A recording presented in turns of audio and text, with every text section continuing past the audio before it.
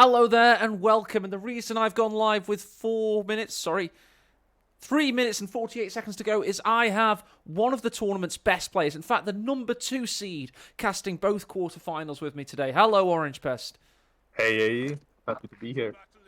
And the reason is I wanted to get into the analysis of why OKW is so good on this version of Mill Road. What do you find about OKW playing from the east?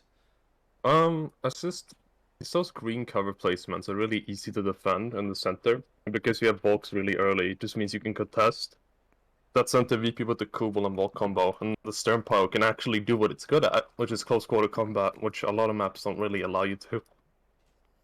So it's like on the east side, right? Like you have the house you can hide behind, you can dodge and weave between the two giant like hedges. Like even the edges where the bridges, for example, is a good ambush position. So Stern Pioneer territory. And what about that Schwerpanzer headquarters truck placement, Orange Pest? It's quite impressive, isn't it?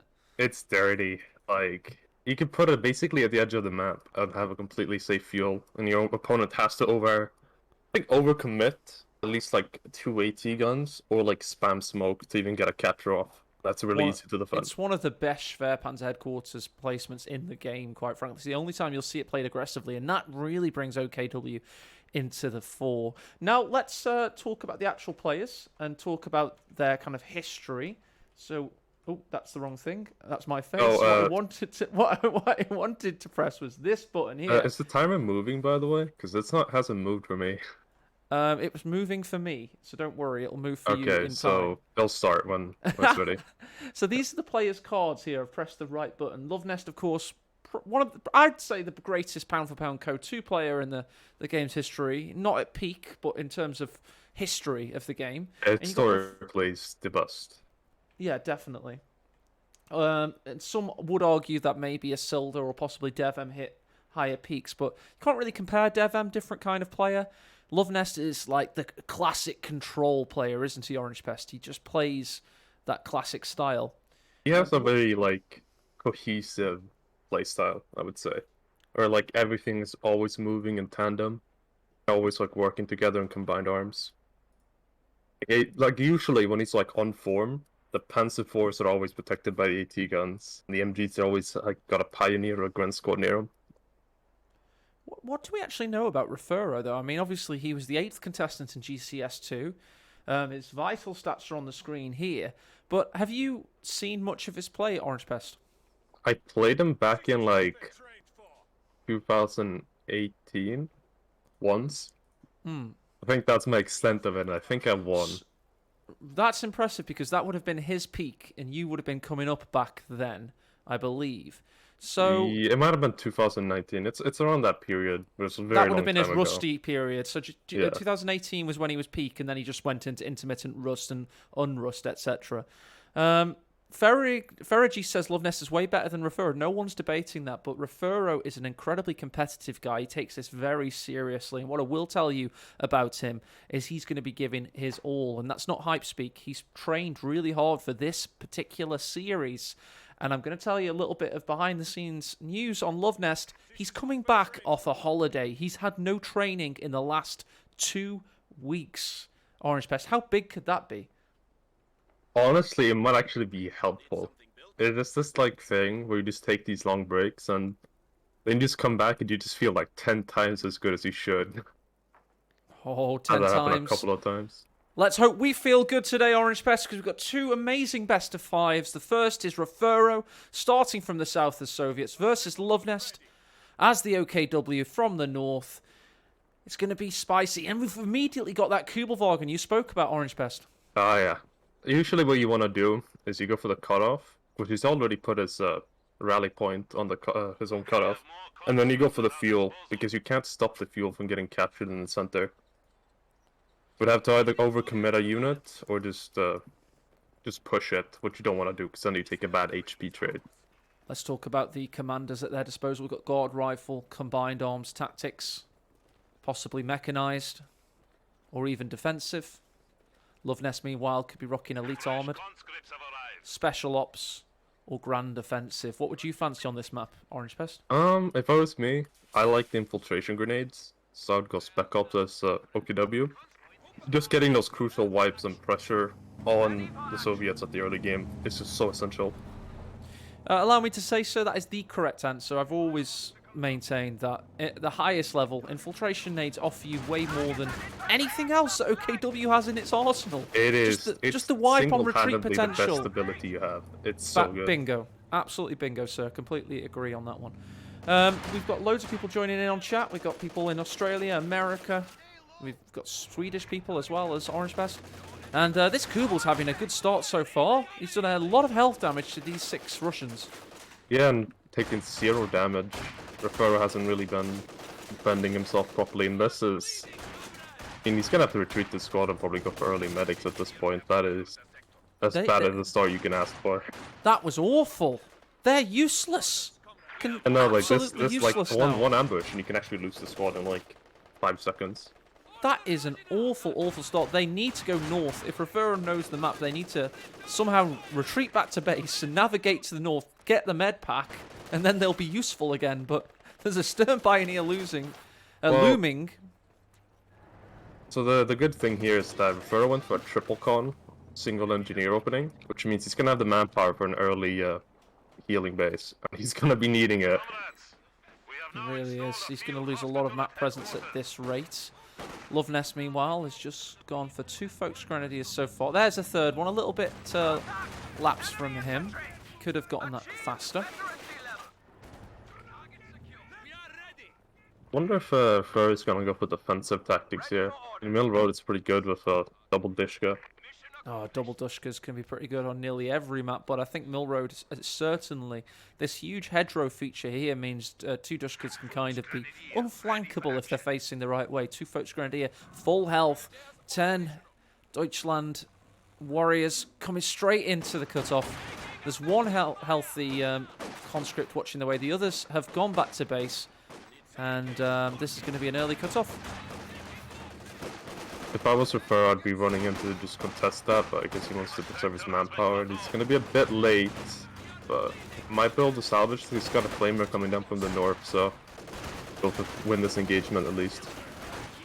Now, don't forget about the live element of this, everybody watching. Refero and Loveness will see each other in person next weekend, and I do not think Refero wants to look Stefan in the eyes having been trounced and destroyed by this Vet 2 elite Kubal.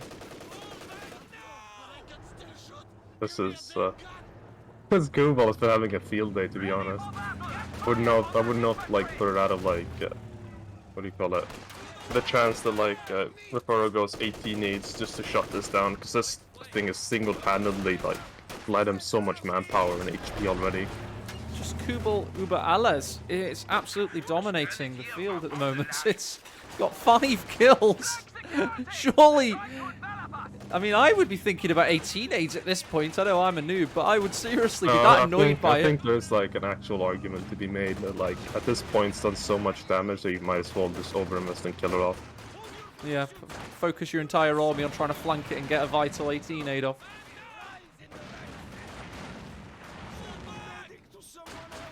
Fero's going to be teching. Wonder if he's going to go for an early guard squad just to get more field presence and getting ready for those light vehicles. Yeah, that's not a bad idea. I think the PTRS would really get him out of this Kubal hole.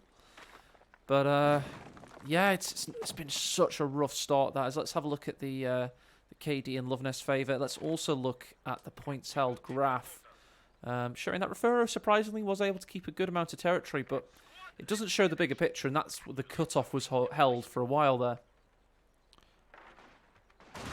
I mean, with Soviets, it's not too bad, at least in the early stages of the game. You can always coast by on just double AT gun and support team spam, especially against OKW, which has very few tools to consistently deal with it. Yeah, people think in ISG, I mean, it's okay, but it's map dependent. This isn't Famenville, it won't be as good on Mill Road, a little bit longer at some points to contest all over the place. It would also require you to go tier 1. Loveness is doing, to be fair, but I know there's been like a little bit of a meta shift in Ultimate recently, where people would rather go mechanized early game and just go for those light vehicles and just try and basically pummel the Soviets to death. Yeah, I've noticed that, Orange Pest. It's amazing what happens when there's no balance patches. I quite get excited when you don't have balance patches. People probably murder me for it, but there's so much potential for meta shifts with nothing happening, and KV1's proven that over the years. Even old games like StarCraft Brood War still has like pretty crazy meta shifts. I mean, it's not crazy, but it's forcing people to like they have to adapt somehow, and so you know people are being forced into like new strategies essentially. And when was the last time that was patched? Probably over a decade ago, I'd imagine. Oh, probably like 20 years ago or so. Fair enough. Fair enough. We've got Foatsgrindy is just waiting now. I think Lovenest is just going to chill and wait for his first vehicle, most likely. He's done a great job in the early game. And Refuro's begun to stabilize. And what do you think about... Oh, no, he's going to go for a Maxim. I keep seeing people accidentally nearly click Maxims in co-games. I think this flak track, by the way, is kind of late. I would have probably just skipped it at this point. Do you think? Yeah, just because the thing is, flak is good and all, but guard squads can beat them back, and like, you're getting controlled, but you're not getting like field presence in a very aggressive manner, which you kind of have to have as OKW. And especially considering Refero is gonna go KV1 commanders. It means like this P4 is going to have a very, very bad time if it doesn't come out earlier. Well, some people in chat don't agree, Inca and Elpern, but you are the analyst caster, so yours is the words we will listen to, Orange Best. Interestingly, Lovenest just suffered a tripwire mine flare, whatever it's called. That was what he brought to the game, one of the many things he brought to the game in terms of tactics. It's always ironic to see one of his units fall to it. Refero has elected to go mortar, and it's an interesting weapon of war for definitely the Western allies, because I really do fancy it on this map behind this hedgerow, Orange Best, the one near the victory point. It's super strong behind this hedgerow, but against OKW, who doesn't currently have any support weapons, I think the utility you're going to be getting is going to be limited. He cancelled it. He cancelled it, and he's gone for Zisgun, just as you spoke to him and told him not to. He's decided not to. Flak opens up on combat engineers who have a torrid time back to base. And yeah, it's got to be the Zis. He saw the flak and he went Zis. The great thing about the Zis too is that it basically controls the role of the mortar anyway using that barrage. Shuts down the MGs, you know, destroys cover.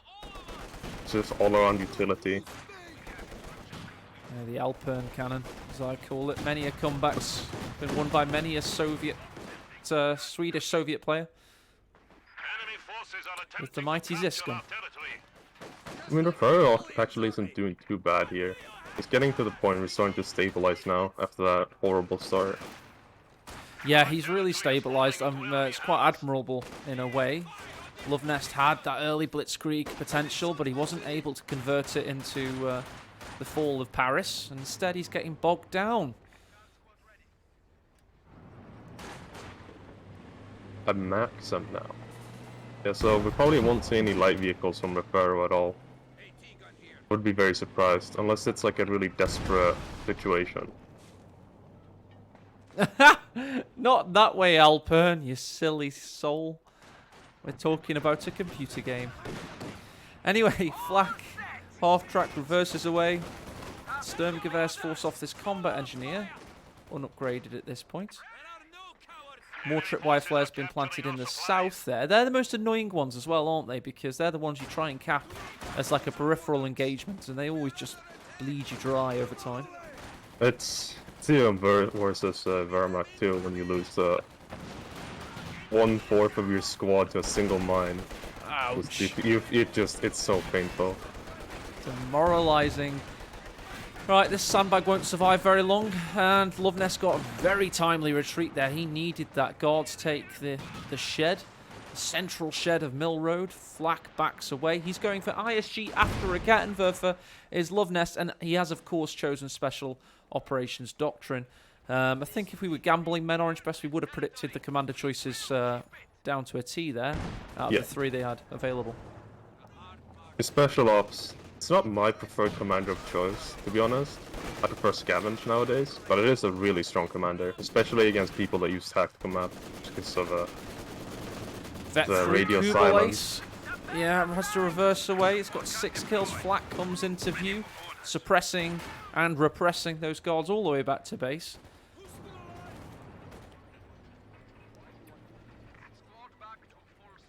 So tier 3 is coming up for Refaro. Probably gonna see a straight rush into tier 4, considering he's got the fuel for it. Okay, fair enough. Seems that way. And maybe even a KV1. He's already got a Zis gun out, so he can give it a bit of a punching power if the Panzer IV J isn't too far away. So yeah, maybe just a rush to KV.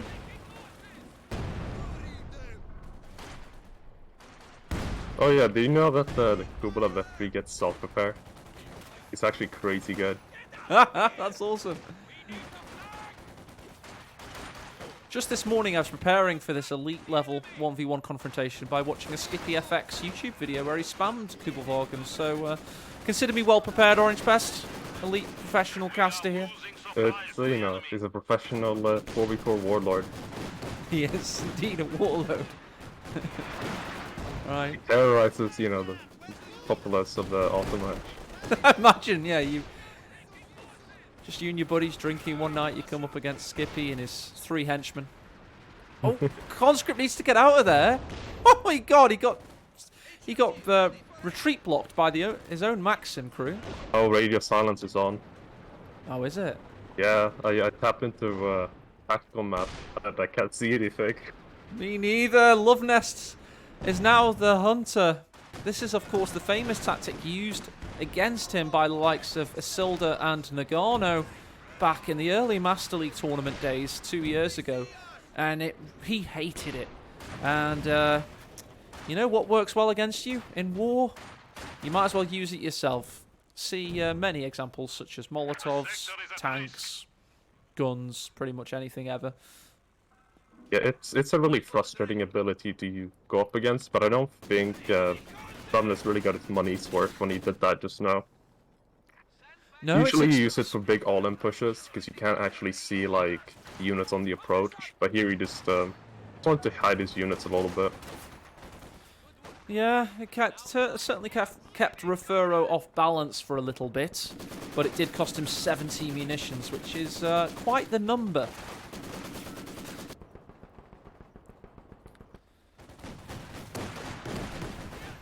Orange Pest and I are buckled in for a long couple of series today. He's not even had a coffee yet today, because I know I'm going to be needing it later. That is the kind of preparations we do when we're getting ready. And of course, Orange Pest watched a lot of anime this morning to really get his. Had an energy drink too. Oh wow! That's why you're on your game. That'll do. Yeah. Great. I think 4 is up, and it looks like Refaro isn't going for the T-3476. If I was him, I probably would have. Just out of for the pressure's sake, because he kind of needs a vehicle now, and OKW is always going to be late on the vehicle anyway. Although, as I say that, tier 4 for Loveness is coming up. We're in one of those tense confrontations. This is a single elimination tournament, and the winner will be fighting Jibber Jabber Jobber next Saturday, live from Denmark, and the loser will be going down to the 5th place playoffs. So a lot's riding on this, so they're playing a little bit cagily, if that's a word. It's definitely KG, I can tell you that for certain. And the pace of this game is rather slow. It's one of those clash of styles games, Orange Pest, like watching Ashablaw versus Nagano or something. Yeah, it's very both slow and steady, you know. Trying to be careful, not overextend or play super aggressively. Only laughing because that's not what Orange Pest would say on his stream. He'd have different words. He's trying to be professional. And we have something very slow and steady and devastating coming on the field. It will be the KV1 very soon. And that should begin to heat things up a bit and allow Refuro the pushing potential to make some plays.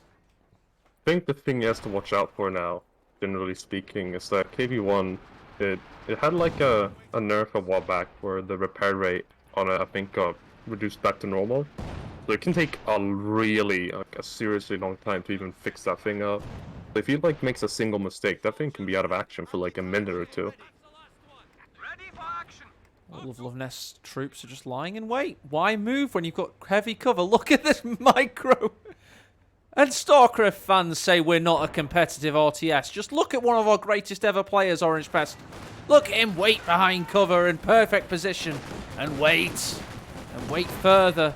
Well, wait no more, because the KV1 is trying to navigate itself onto the battlefield. That'll be there in a couple of minutes' time. And then the fun will begin, because we also have the Panzer IV Auf J arriving very soon as well. KV1 versus the Panzer IV matchup is a really interesting one. The Verma Panzer IV struggles a bit more, but... Oh, what a shot by the KV through the smoke! Flak down! What a shot by Refuro! Attack grounding his heart out. That changes things. Yeah, now it's going to be a bit of a dangerous situation for Loveness, but this Panzer IV is going to be arriving on time. Oh, we've had a Wait, the Zis gun goes down. The Zis gun down. There it is, indeed. That was the brave infantry we heard about. Good attack by the Foot Grenadiers, but they've now been left out, and the Chad KV1 is in position. This Maxim finishes him off on the edge of the cone of fire. That's 2 wipes now for Refuro, with only a decrewed Zis gun going against him. He's winning. Yes. It's completely reversed the position now. Honestly, like a T-34 follow-up here, or like another Maxim, and he's gold. It really is.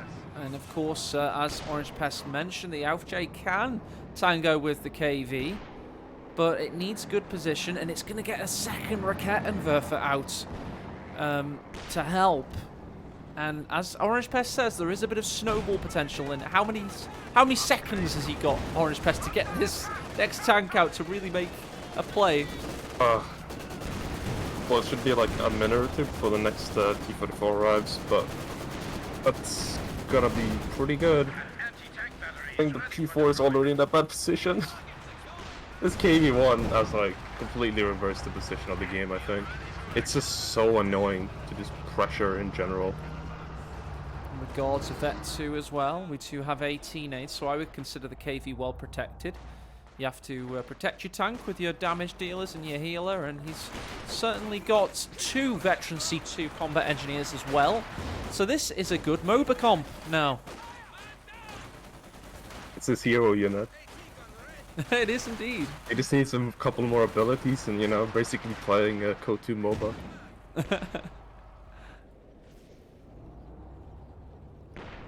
Kauzak, who should have been coming to Denmark. Well, he lives in Denmark. He should have been coming to GCS3, but he couldn't come, unfortunately. He's from Denmark. There's so many Danes that aren't coming to GCS3 that I invited. Orange Pest. I find it like it hurt me every time one of them said no.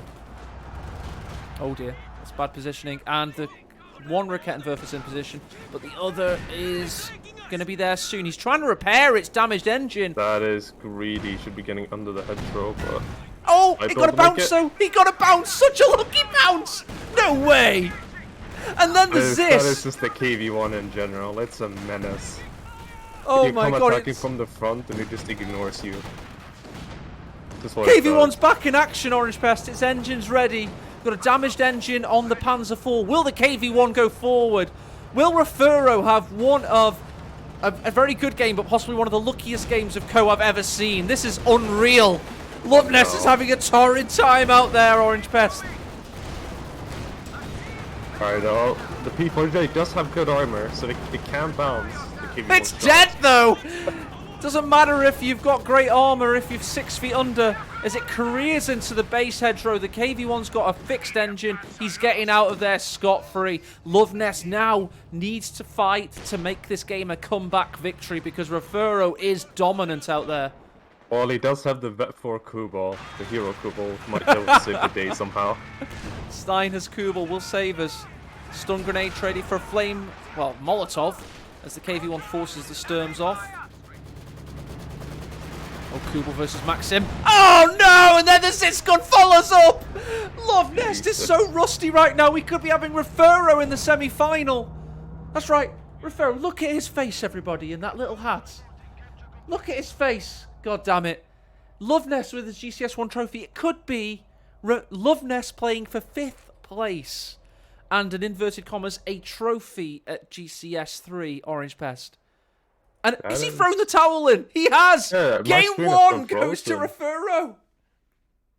Jesus. It just shows you how good the KV1 is, really. Yeah, but that attack ground shot, though. Oh, yeah, it was nice. But the flak is like only one piece of the puzzle. I don't think it's like a game-deciding unit. But that KV1 wiping a Volk immediately after, and then his Really, upcut OP, you don't really get the tools you need to destroy the KV1s. They're really so interesting durable. poll. Sorry to interrupt, dude. Really interesting poll coming up, guys. Why did Refuro win, Love Nest lose? Okay, is it KV1 OP? Is it Love Nest Rusty? Refuro played well. Refuro lucky. Like, you got 1 minute to vote. I want you to vote, guys. We've got KV1OP, Love Nest Rusty, Refuro played well, or Refuro lucky. Oh, loads of people are saying lucky right now. Let's get this on screen. This is quite funny. Well, to be fair though, with the KV1, it is a heavy tank. And I mean, you're liable to bounce quite a lot of shots against it. Ooh.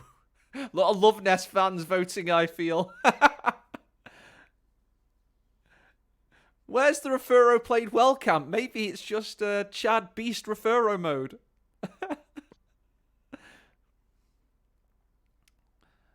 I'm going to ask my soul. I'm going to say Love Nest Rusty. That's going to be my vote. What would you say of that, Orange Pest?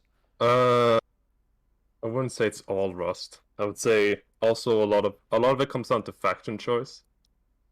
And KV1's matchup against OKW. Ooh, lucky Refuro played well, got 17 votes each, but there's loads of mitigating factors in that famous game one there. We now have Refuro 1-0 up in this best of 5. GG.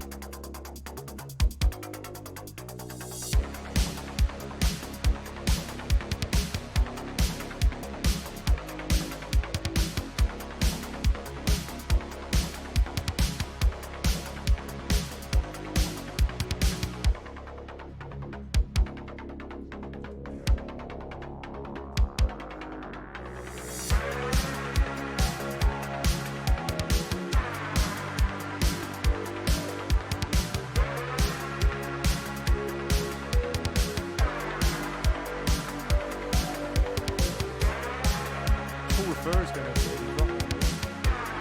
Yeah. You know what I think they're doing? It's Commander terminating this one. And because Mech has been burned, which is Lovenest's best or his favorite commander, he's playing OKW to get all the. So OKW doesn't really have bad commanders, to be honest. How much are on anyway? Let's just go live, I guess. Okay. Forgot to mute us. Dangerous. I was about to start talking shit too. Naughty.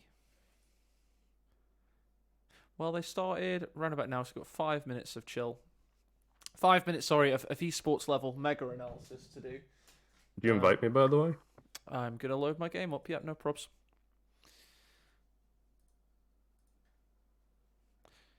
What do you think of the post to Orange Pest? How do you like being called a helping hands that's been stung by a bee?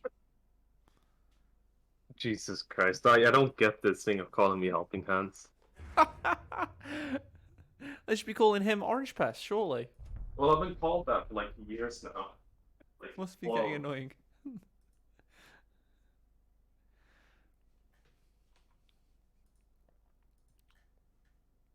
Orange hands. Exactly, Zany. Exactly.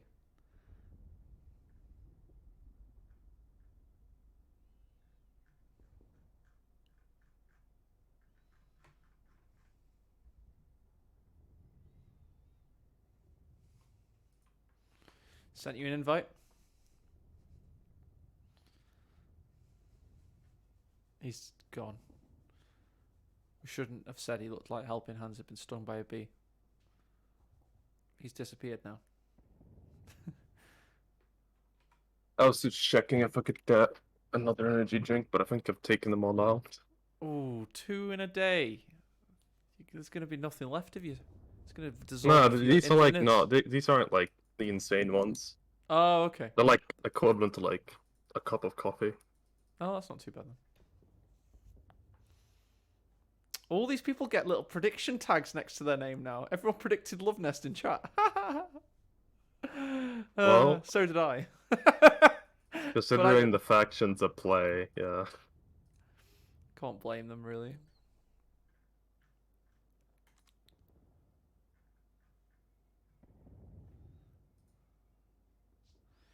We got 4 minutes till live.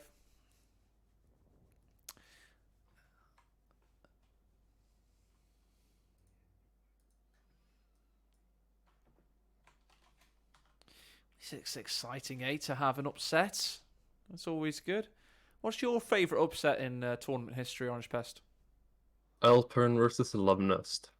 Why is it always Love Nest? I agree, it's more because it's Alpern. Yeah, I know what you mean. I was going to say that one. It's always a good one. I don't think I've had any upsets myself. Otherwise, I probably would have picked one. Oh, you're always the favourite, Orange Pest. That's why.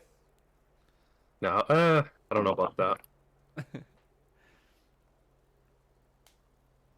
think the only upset I've had was like the first Corona, the Corona Cup when that first started. Oh, okay. I had a game against Tiramisu because he was seated higher, and I think I beat him just barely. Let's go check out what he's saying. Let's go to the old Master League. This is exclamation mark league and bracket in the chat. You can go and see the brackets. So we'll go all the way back to the Corona Cup, which is like the predecessor to the Master League series of events. Oh, this looks a good one. Yeah, 2-1. 2 years ago. It was 2 years ago. It was on the 18th of April 2020. And I didn't know Corona was going to kill millions of people when we named this. So, yeah. Just thought probably shouldn't have called it that in hindsight, but oh well. In that series I had against Love Nest, I did Sniper Osttroopen as my opening, and it failed disastrously. It was a disaster because I lost my sniper to a tripwire mine. Did you do that on Playesti? Yes. Ouch. I did. I went Osttroopen, Sniper, Osttroopen, and then I ran out my sniper to push, and I hit a tripwire mine, and I just immediately quit. Oh dear. Oh dear. And you can all see, obviously, the latest brackets in this massive list of tournaments. And we'll actually update it in real time. How about that? 1-0 to Refuro as it stands. Could be heading to the semi-final. Exclamation mark league. Wargammer. You'll find it. Let's see how close we are now. We're 1 minute 30 away from the start of game 2. Quite kind of excited. No, nearly. I never said space. Come on, you can do this, dude. We believe in you. There he is.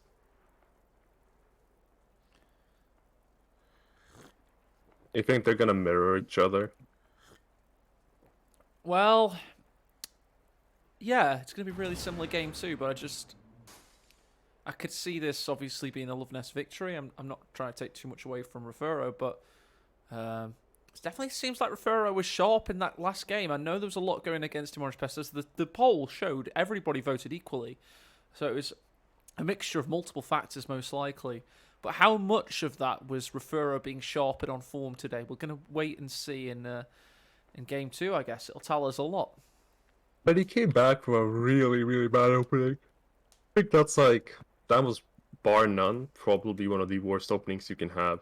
Like having two conscripts at like 20% HP against a full HP like Ubo running about. That is just liable to end the game right there. It was. Let's go into game 2, guys.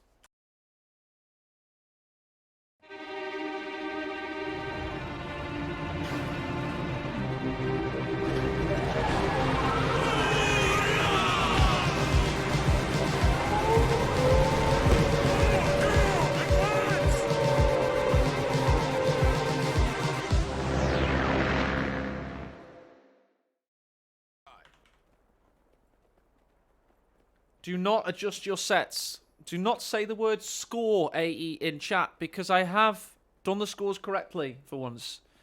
And Love Nest is indeed 1-0 down, if you're joining us. He's locked in airborne troop tactics as Soviets, and he's up against one of the best faction map combinations, OKW, in the Northeast. But they didn't have such a great game in that game 1, did they, Orange Fest? They did not. It's a very hard matchup to play. To be fair to Love Nest, but even then, Soviets, OKW, if you just play your cards right, you can close the game out early. Also, something I want to point out right out of the gate is the stern pile wire is very interesting to me. Let's have a look. Yes, well, what does that do? It is weird. Because that's like cover you would be using yourself, generally speaking, to stop the push. I guess he just wants to force him on the green cover. Which is counterintuitive. I don't understand. I don't understand either, but he won game 1, he looked really sharp, really good. A little bit of luck, a little bit KV1, but a little bit of Rust Nest as well, but... yeah, I like the comment from Pompey606, who again isn't on the GCS poster after attending every time there's been a GCS tournament. He likens the Airborne Troop Tactics Commander portrait to Saddam Hussein. I mean, we're not into bringing up tyrannical dictators in AE stream, because of course that's who I am, so I don't like to be overshadowed. But yeah, it's a pretty good likeness. If we were to design it, it'd probably be quite a lot like a GLA commander from Command & Conquer Generals, as we've got Stern Pioneers converging on the combat engineers here. Did you play that game, Orange Pest? When I was a kid, yeah, played it a lot. I was more of a Kane's Wrath fan, with the Northern GDI and those guys. I liked Kane's Wrath. It was alright. It was epic. Loved playing against this Grin and like making my little air bases and stuff. Yeah, it was good. Good back in the day. Meanwhile, in the south, Stern Pioneers bullying combat engineers. We've got an important battle for Love Nest here. He gets to green cover and he gets rid of a Folks Grenadier. And now Refuro has to hold the line on his own cutoff. Love Nest senses that won't be possible. Probably got a flamethrower coming in. Indeed, he does.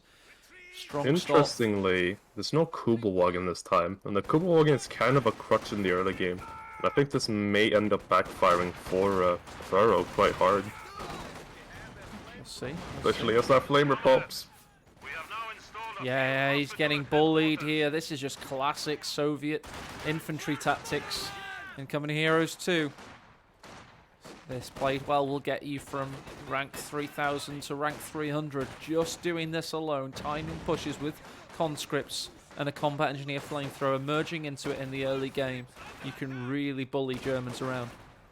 I think what Furrow actually has to do here is he has to retreat all his wounded squads and try and rely on the 2 squads he has that are fresh and just somehow heal up back in time and just hold the field at least. This situation is it's not going to be able to hold out long. Alright, we've got tier 2 up on base for Love Nest. We've got the first SWS coming out for Furrow. How do you feel about pushing people around with SWS trucks, Orange Pest? Do you see it much in high level ever? I've tried it a couple of times, and I find myself thinking, like, why didn't I just build tier 1 and get healing instead? That's true, you do lose healing time, but I often feel like it's just a unit you could use to crush cover and push people around. It has small amounts of potential, not against Brits, by the way, everybody, because they'll build a Vickers and kill it with a Vickers, but... yeah, but there's a counter argument to be made. Why don't you just get a 2-2-1 and do it? That's so true. Maybe you want to play a commander that isn't elite armor, just once. Just once. Oh, he's running out to... Okay, no, it's just a misclick. What Ramal would do is gonna start pushing people around with it. That would be amazing. No, he's just listening to the cast probably from 5 minutes ago. There's 5 minutes delayed for the players, just in case you wondered. And we're going battle group headquarters. Of course. What's Loveness going to be doing? Do you reckon he's in a position to think about going for an early T70 possibly?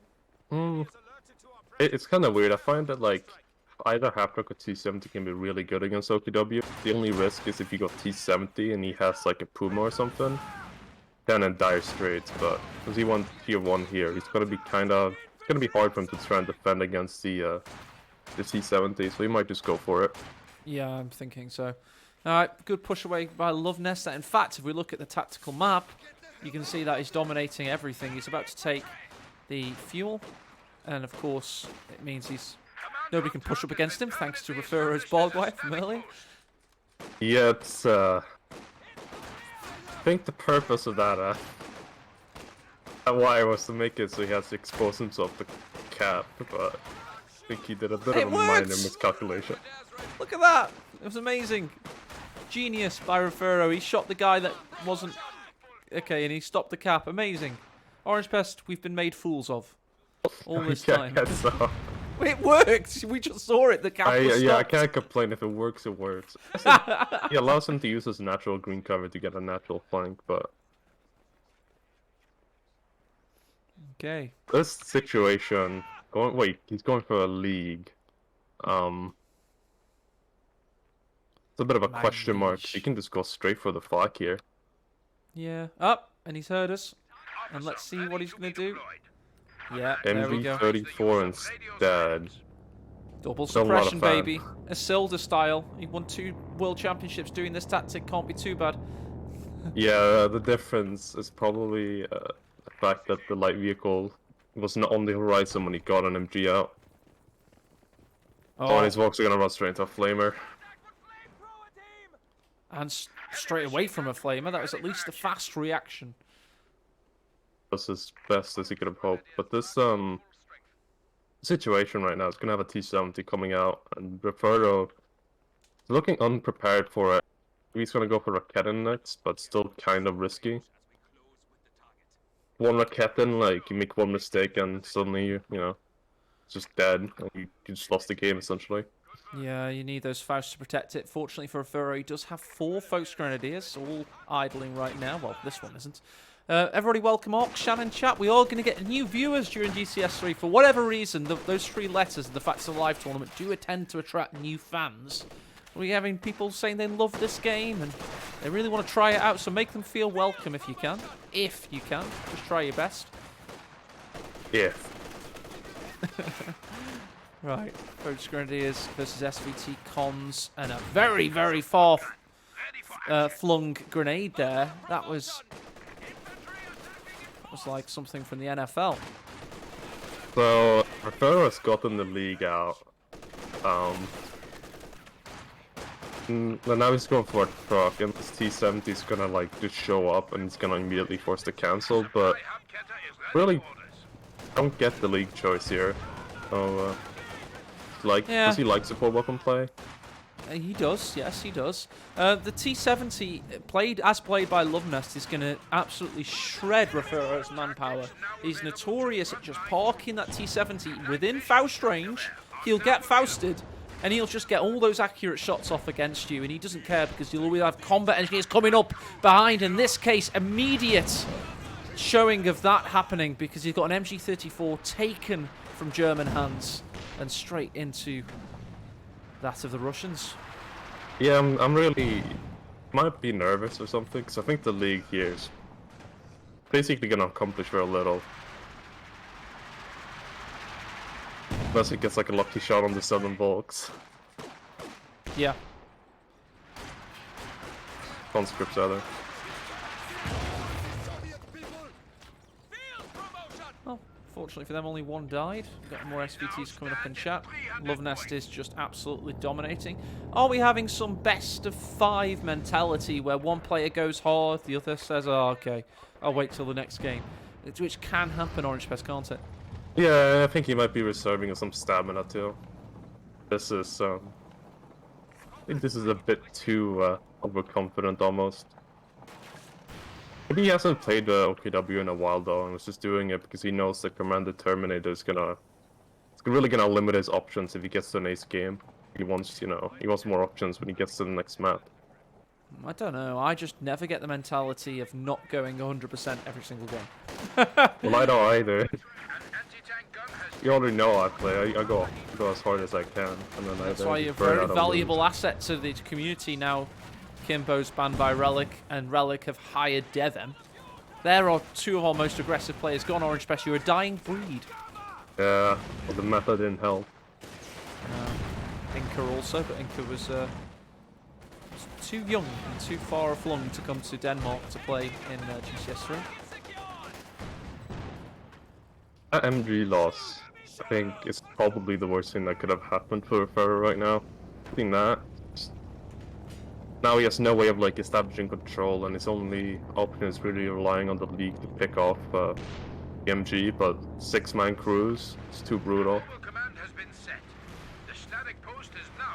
Schwer in a very defensive position. He's a long way from Panzer IV at this point. T70 isn't playing as aggressively as he could do. It's just chilling in the back lines, doing admin at the moment. To be fair, he doesn't have to. I mean, he's got the entire map essentially. Nowhere to move to anymore. Yeah, that's a good point. Don't want to get Rakettened in the face. I mean, if he overextends, hits a mine or something, and the Raketten or the Shrek shows up, and he's just gonna lose it.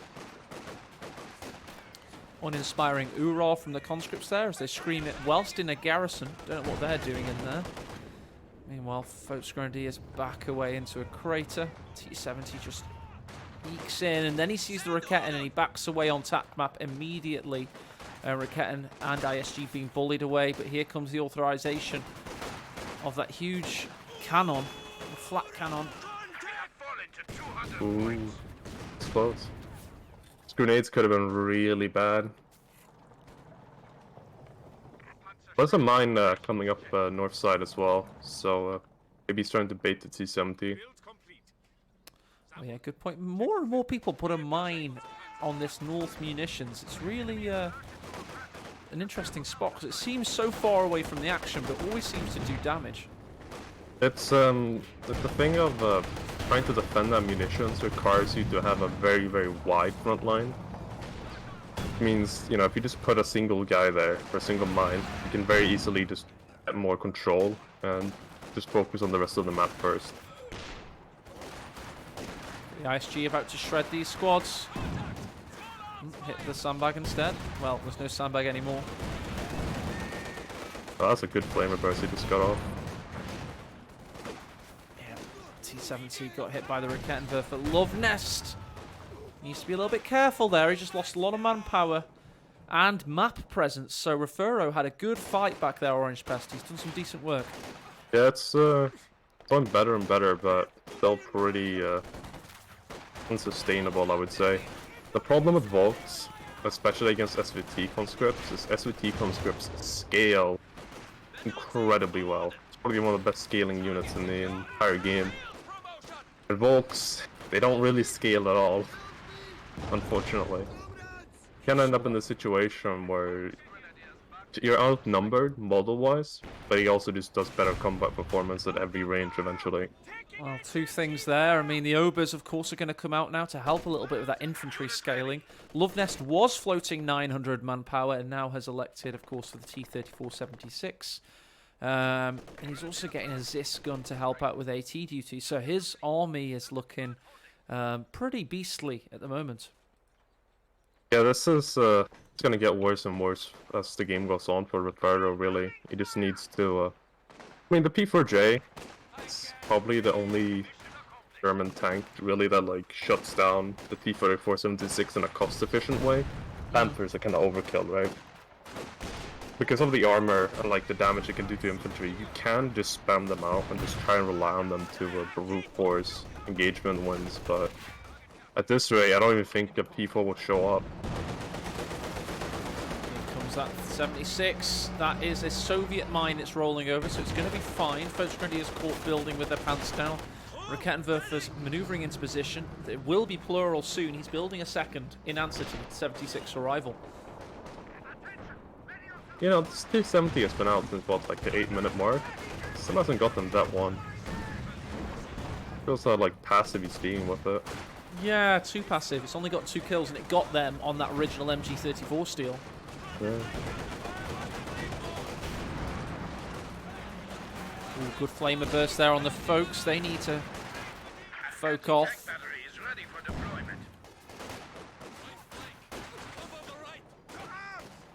This is looking bad.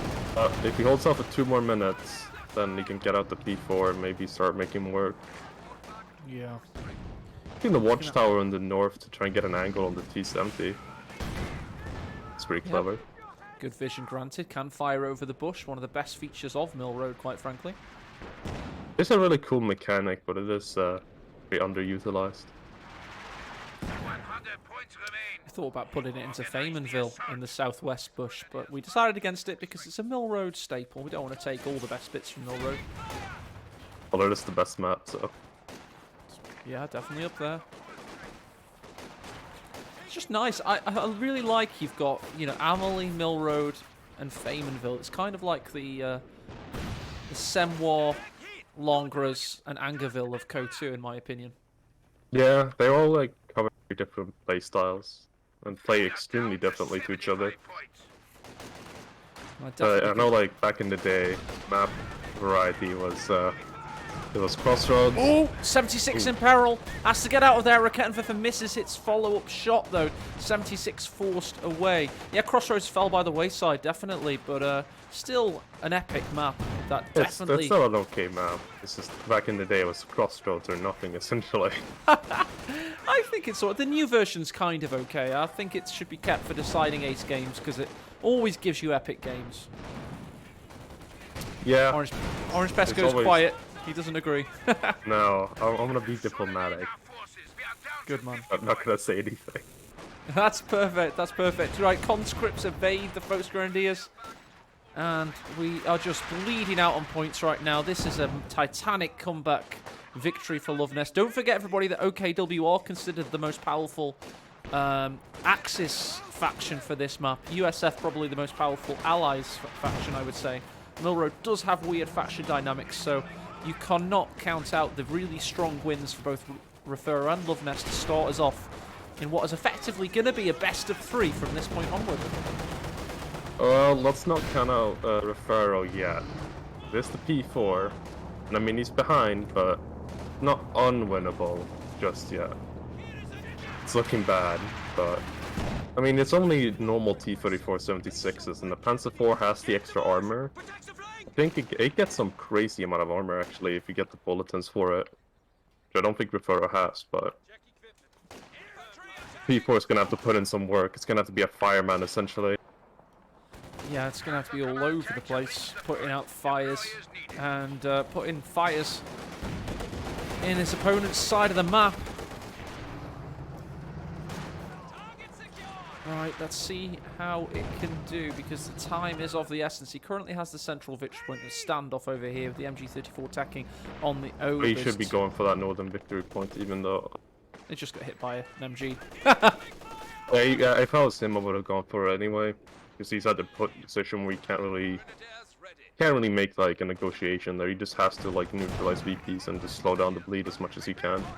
Obers has Rakettenwerfer for cover in the center, forcing off the combat engineers. Volksgrenadiers will live to fight another day and will go for a flank all the way around the glider wreck in the north there. Meanwhile, Lovenest has taken this southern victory point. If you can hear the rhythm of my casting picking up, it's because if this does end up being a good game, it's because Rafuro makes an epic comeback. So let's see what he has in the tank. Let's see if he can do it. 24 remaining. Oh, wait, the Katusha in center. What is Lovenest doing? It's a bit ambitious. Yes, it was. Rakettenwerfer couldn't quite see it. And a shotgun volley on the Rakettenwerfer position that nearly took out said Katusha. That's going to be painful. Meanwhile, Panzer IV's thinking of going in. Hits the combat engineer instead. He goes to Captain, but T-70 almost dead. Yeah, big shots from the other Rakettenwerfer. Meanwhile, in the north, Volksgrenadiers complete the sandbag and take the victory point there. So Rafuro's holding the line. Meanwhile, in the south, Panzer IV's going in. Zisgun in a lot of trouble. He's trying to get rid of it. You have a big shot from the north from that Zisgun. Volksgrenadiers are going to go to deal with that. Panzer IV trying to bully that Zisgun. Get rid of it. He has to back off now. The reinforcement's about to kick in. Yeah, and there's that Urod. But really good progress, to be honest. Certainly seems that way, but don't forget we've got the IL-2 Sturmovik rocket strafe that could happen at any point if he gets a damaged engine or anything. Oh, good infiltration aids on the Dishka center. That's big. I didn't even wipe it. Dushka down. Volksgrenadiers is in a perfect position to take it. T-34 is going to try and stop them doing so. We also have Rakettenwerfer watching over. Here comes a Hail Mary rocket strafe on the Panzer IV. Hits the guard tower. The guard tower watching over the German tank. Keeps it alive. This Rafuro's being forced into very desperate assaults here. But he's making progress, and he's making pushes where it's actually working to some extent.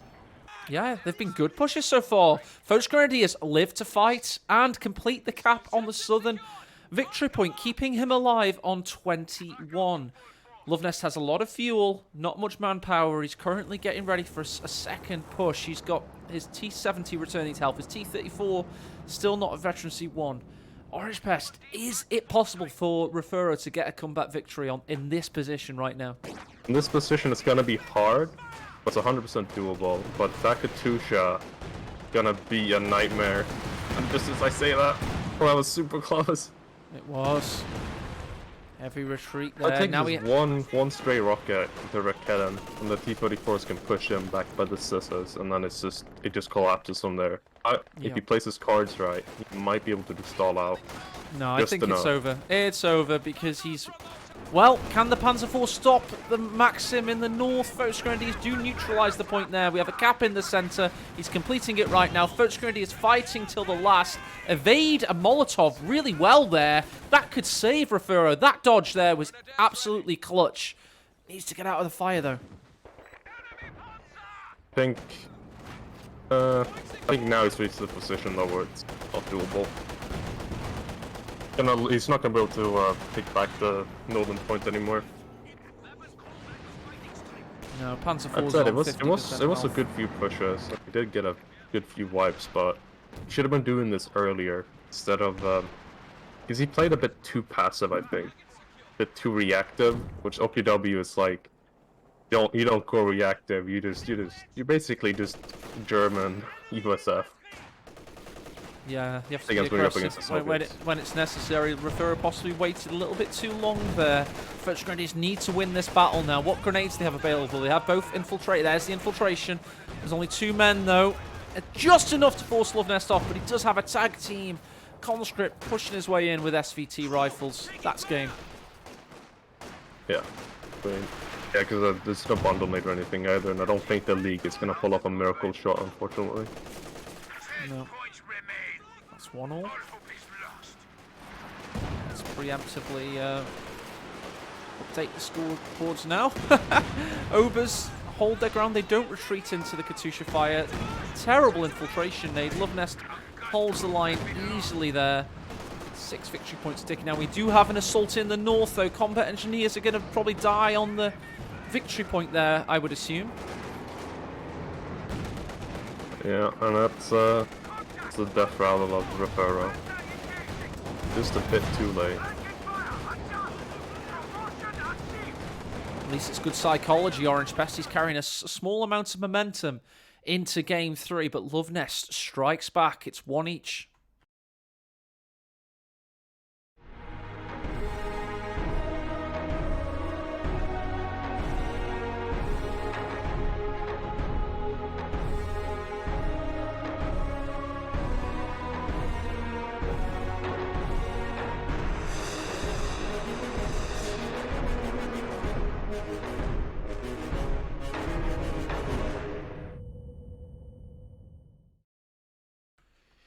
Yep, 471 victory points. That could be big. Happy Head Popper notices.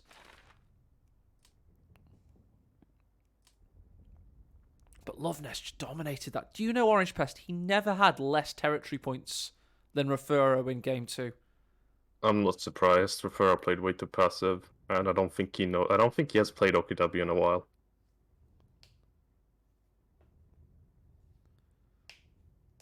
It is a best of 5 war gamer meme, whatever your name is. It will be coming. Don't worry. We also have another best of 5 later for you today, and it's probably a good opportunity to do a review of the. Sorry, dude. The Emily Fields ML has been hidden by Rachel. Huh. Why? I don't think she would have done it deliberately. Let me find it. Maps. I don't have permission to view it. Oh. Okay, just play on normal Emily. It's the least changed version. Well, unless you still have the ML version, so.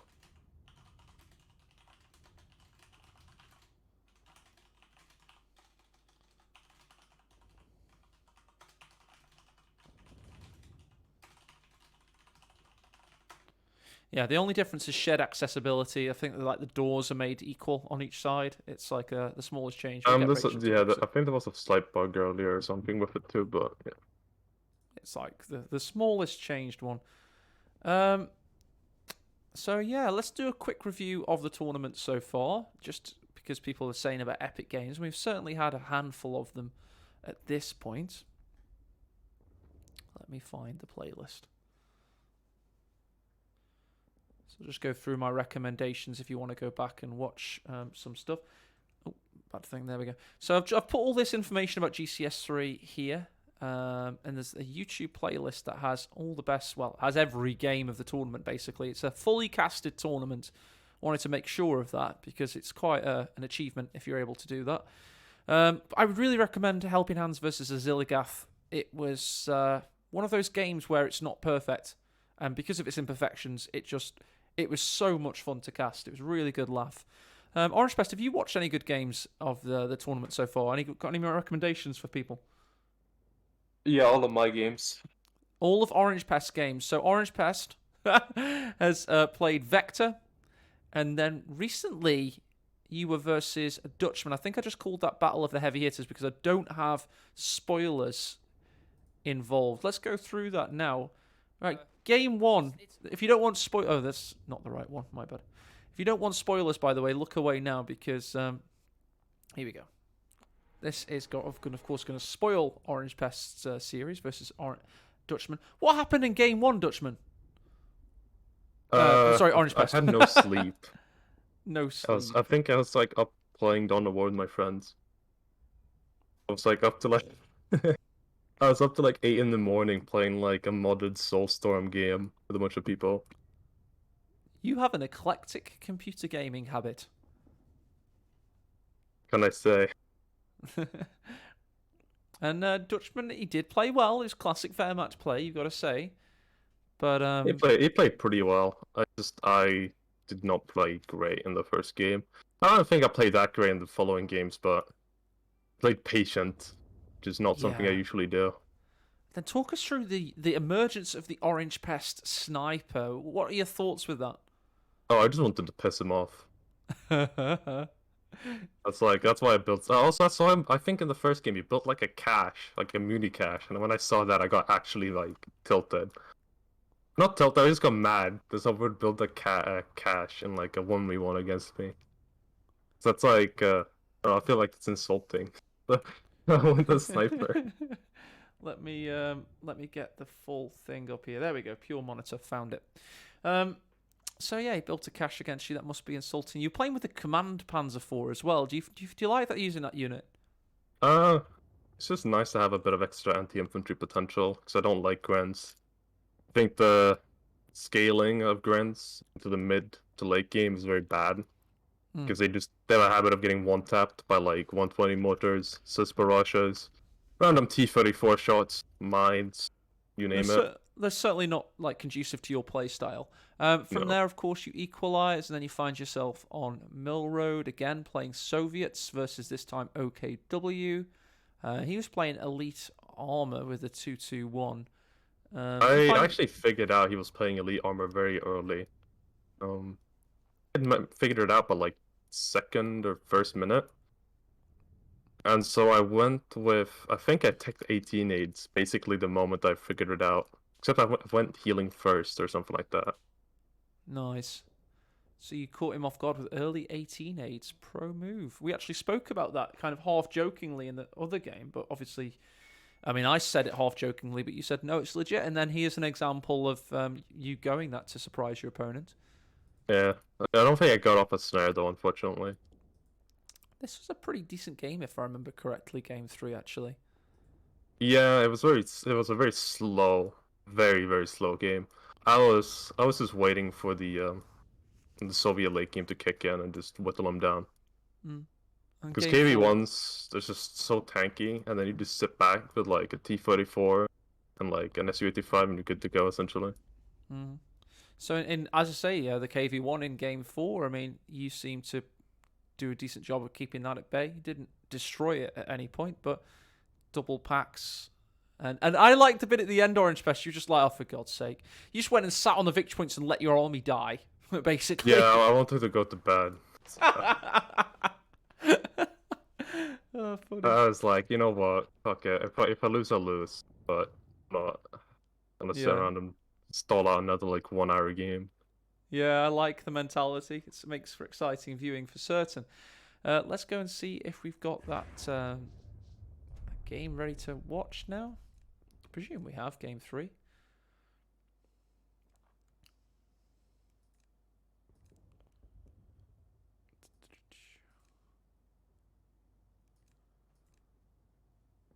This is the bit where I go and check the Steam chat just to see what they're actually saying to each other.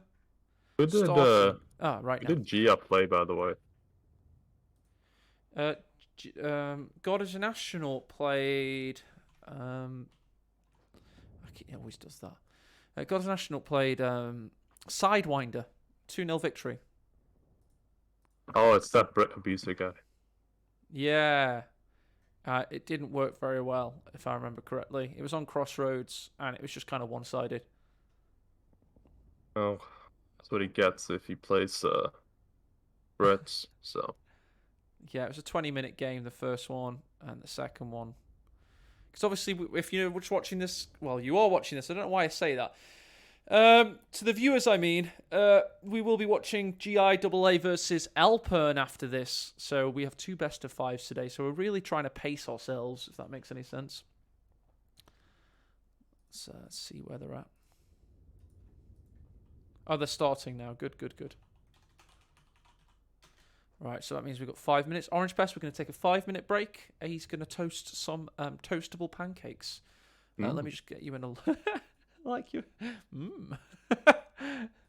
Right. I'm probably going to go get a coffee. Good choice. More caffeine. That's what we want. Yeah.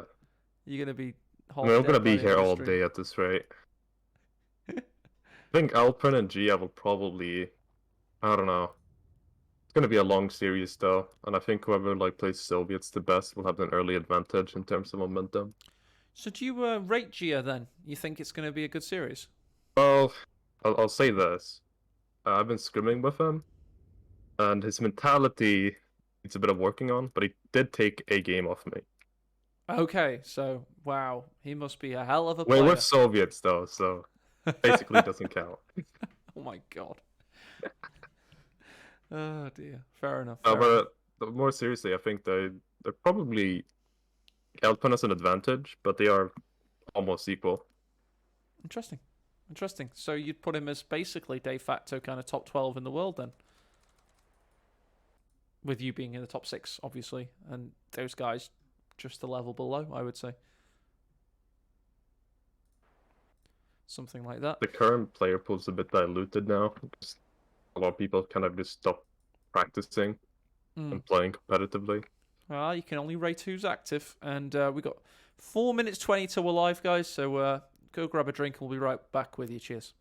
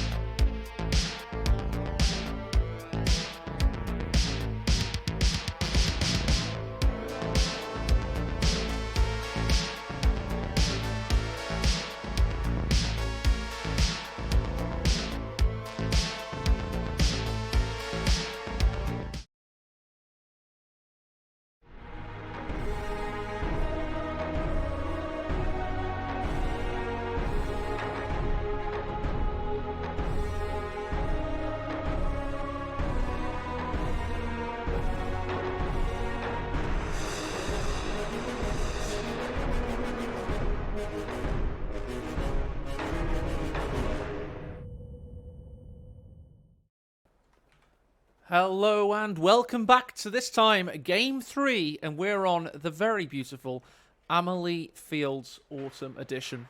I've just absolutely butchered my overlays, but we're certainly on it. And Orange Pest, why don't you talk us through what's happened so far in this series? Well, it's been a 1-1. A bit of surprise OKW pick on both sides. Maybe a bit of, saving their commanders, for this. Best of basically 3 now. Probably going to be double Wehrmacht in a row versus Soviets. But some good commanders have been burnt on both sides. The guard moto combined arms or something like that, and the KV1 on the guards has been burnt for Refero, and SVTs has been burnt for Love Nest. Both of which are pretty crutch in this matchup. Yeah, they're pretty crutch and clutch.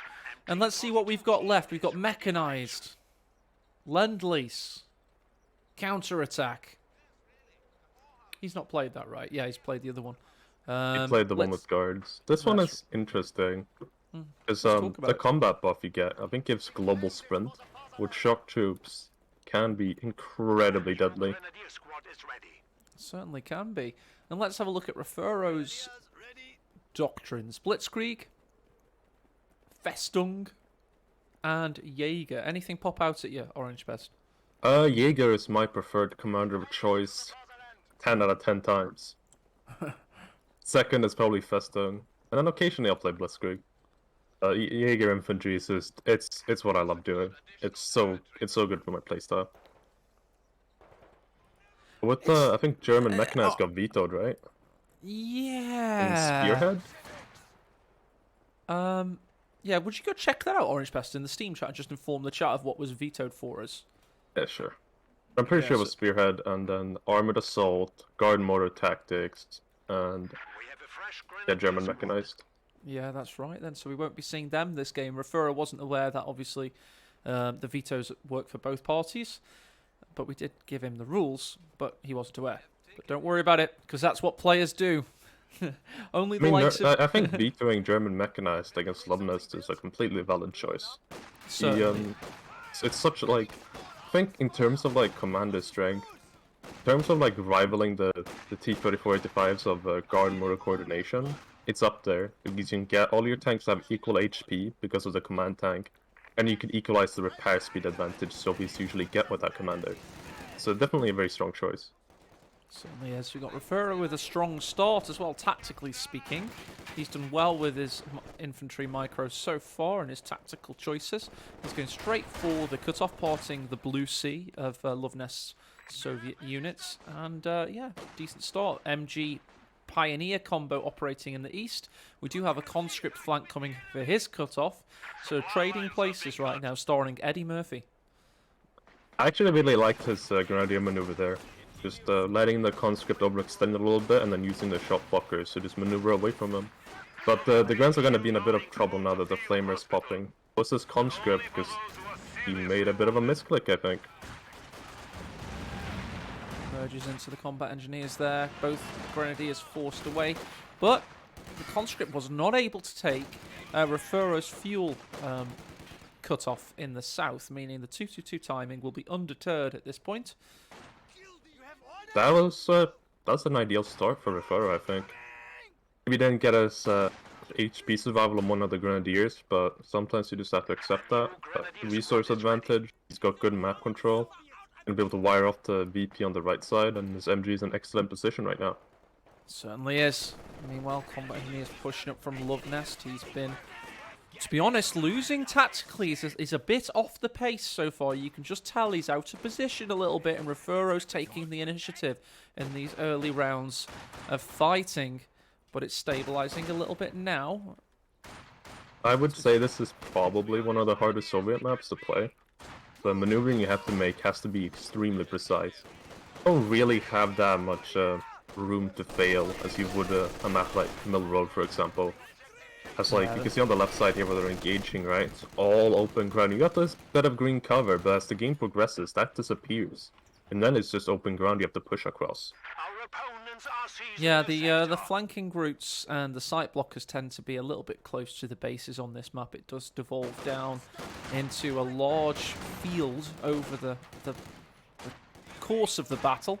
4 Grenadier start though from Refuro versus only 3 conscripts from Lovenest. I think that's also beginning to tell because they've been played well and superiority in numbers at this point. With Lovenest floating 300 manpower means Refuro's just had a man advantage basically. It is going to delay his 2-2 timing though, but he's going to get a lot more early game control, a lot more pressure. Going to be lacking on HP. I think right now he's taking a bit of a bad engagement there, but this like a map control he's got right now is excellent. However, on the right side, the conscripts are now maneuvering to completely shut down that fuel advantage now. This Grenadier has a full bill of health on his retreat back home, so the entirety of the squad is preserved. And look at this again. The MG is capping the western field, so Refuro's keeping pace with Lovenest's counterattack, and the 2-2-2's timing isn't perfect, but isn't terrible either. It isn't the most optimal, but I would say it's pretty great. I think like what you can only like improve it by a margin of 15 seconds a bit. I thought we were saying 5 minutes 30 is perfect, isn't it? If he'd had the manpower reserves in position. And if you look at the fact he's floating 33 fuel after the scout car's arrival, but it's like 34 seconds late. It's not terrible. Not terrible by any stretch of the imagination. And MG's going to give these conscripts a nasty arrival. He's going to need a flank in the north to get round it. Refuro's just having a really solid game 3 thus far. Yeah, it's actually extremely clean, I would say. The main thing I'm wondering is if Lovenest is going to go for a T70 here, which is looking to be, or if he's going to go for the half track. Had he gone for the half track, it would have been out at around the same time. It is a bit of a riskier move, but it lets you at least hold back the 2-2 quite a bit more. Excellent flank by Lovenest in the north there. He anticipated the MG and he got around it and pushed it away. Meanwhile, the 2-2-2 is going to have a period where it's uncounted on the battlefield. There aren't even 18 aids right now. But he has to get past the myriad of sandbags first. Yeah, that's just what the 2-2 basically devolves into at the start. Just hunting down sandbags instead of infantry sometimes. A lot of mines coming down for from Lovenest here, and there's no sweeper yet. Would you expect anything else from Lovenest? Booby Oh, drops there's a teller coming down. The right side of the middle there. Good spot, Orange Pest. We'll keep an eye on that one. He's literally hunting down all of the sandbags he can with the 2-2 at the moment. No XP granted for killing sand. Something you actually have to do. It is because Garenser can be okay. The worst situation you could ever run into, trying to attack into a sandbag, especially when it's like late game. It's like 7-man conscripts sitting there. You're just pulling your hair out because you have to pull out like an AT gun or a lot of infantry just to brute force. Orange Pest, have you been pleasantly surprised by Refuro's kind of sharpness in this game? He doesn't seem like an older, rusty player, does he, from a bygone era? He seems no. This is actually like on point. It's not optimal, but it's like it's near perfect, I would say. Yeah, I would say so. This is looking sharp from Refuro. This looks like, to me, he's put in the practice hours, and the fact that Lovenest has been on holiday could hurt him in this best of 5. We do have guards on the field. We have the T70 operating with 1 kill already. But this is a strong line. We have the Pack 40 wheeling its way into position. They ate the horses, remember. Well, let's see if they can eat up this T70. Excellent sandbag position from Refuro in the center there. Usually people place it on the VPs, but here it will just negate any cover for Lovenest while providing him good oversight on the center point, even stopping the cap because he picks up a model. Yeah, oh, it's a nice defensive position. Takes advantage of the full range of sightlines. The sheds aren't in the way, so support weapons can be optimal, but it's not going to be great for victory point control. 18 A's have been researched. And the 2-2's feeling the benefit of that in inverted commas. And we've got a mortar coming out next from Refuro. I would say that hints to him. He's getting ready for the long haul. He's preparing, he's digging in. He's expecting this to be a long game. And so, you know, he's preparing. Mortar will accrue value over time, especially when people get sandbags in the center. You'll be able to pressure it quite a bit more than you would with, say, an AT gun or an MG. Right then, you've heard it there first from Orange Pest. We're going to be in for the long haul here. This is going to be one of those epic Company Heroes 2 battles that really slowly builds into a rising crescendo. And we're going to be talking about the jigsaw puzzle as it develops, the armies they compose, and how well they're going to work when those big clashes happen later on. Right now, we're still in the early phases of Battle Gods, and T70 versus what won't be a 2-2-2 if this carries on. I was close. Almost expecting to see a commander pick Vesting Armor to just get the smoke to save it, but luckily doesn't need it yet. The thing I want to point out as well is the Levinus has picked mechanized support. So we're gonna maybe see that ISU in the late game. Unlikely, but I'd say if this game goes the way you think it's gonna go. You just killed a crawler by the way, I think. That's Grenadier a war crime. There's so many mines here. Oh no, don't get greedy, Refuro. This is very aggressive, and had he had a sweeper on point here, that would have been actually a really strong push, but unfortunately does not. Oh no, Gren wipe incoming, Orange Pest! Oh, double mines! Grens, die! Oh dear, oh dear. Luckily, he has the manpower to replace that. He could also go for a... the mortar's getting counter-mortared. He could also go for a Jaeger command squad here, but... so go for Gren instead. He's losing the mortar war here. God's forced away. Another Gren's low on health. Indeed, the Soviet 82mm mortars beating the German counterpart at the moment. One thing I'm gonna have to point out that I don't like from Refuro is there's been a Gren squad on the right side for a long time now. And he's only now beginning to move out. It's been a couple of minutes. He hasn't really accomplished anything. Oh, he's finally pushing the VP at least, but still not. He has an LMG as well. It's not a great use of resources, I completely concur. And we do have Loveness pushing in from multiple angles at the moment. T70 forcing away the Pioneers in the west. Conscripts get heavy cover in the centre, and we do have the cutoff taken. It's gone from looking rosy to less than so for Refuro very quickly.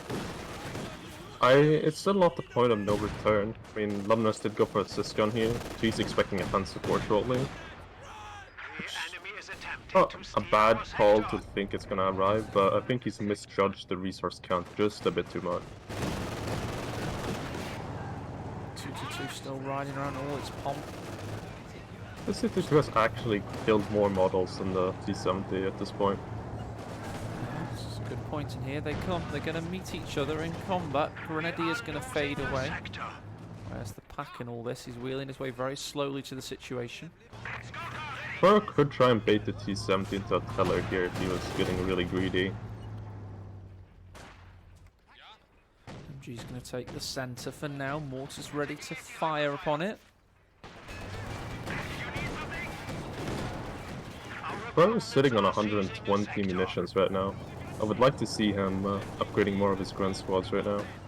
Might as well just upgrade all of them. It happened, yeah. He just upgraded it just as you said it. So that was your gamer instincts kicking in. Refuro's did the same.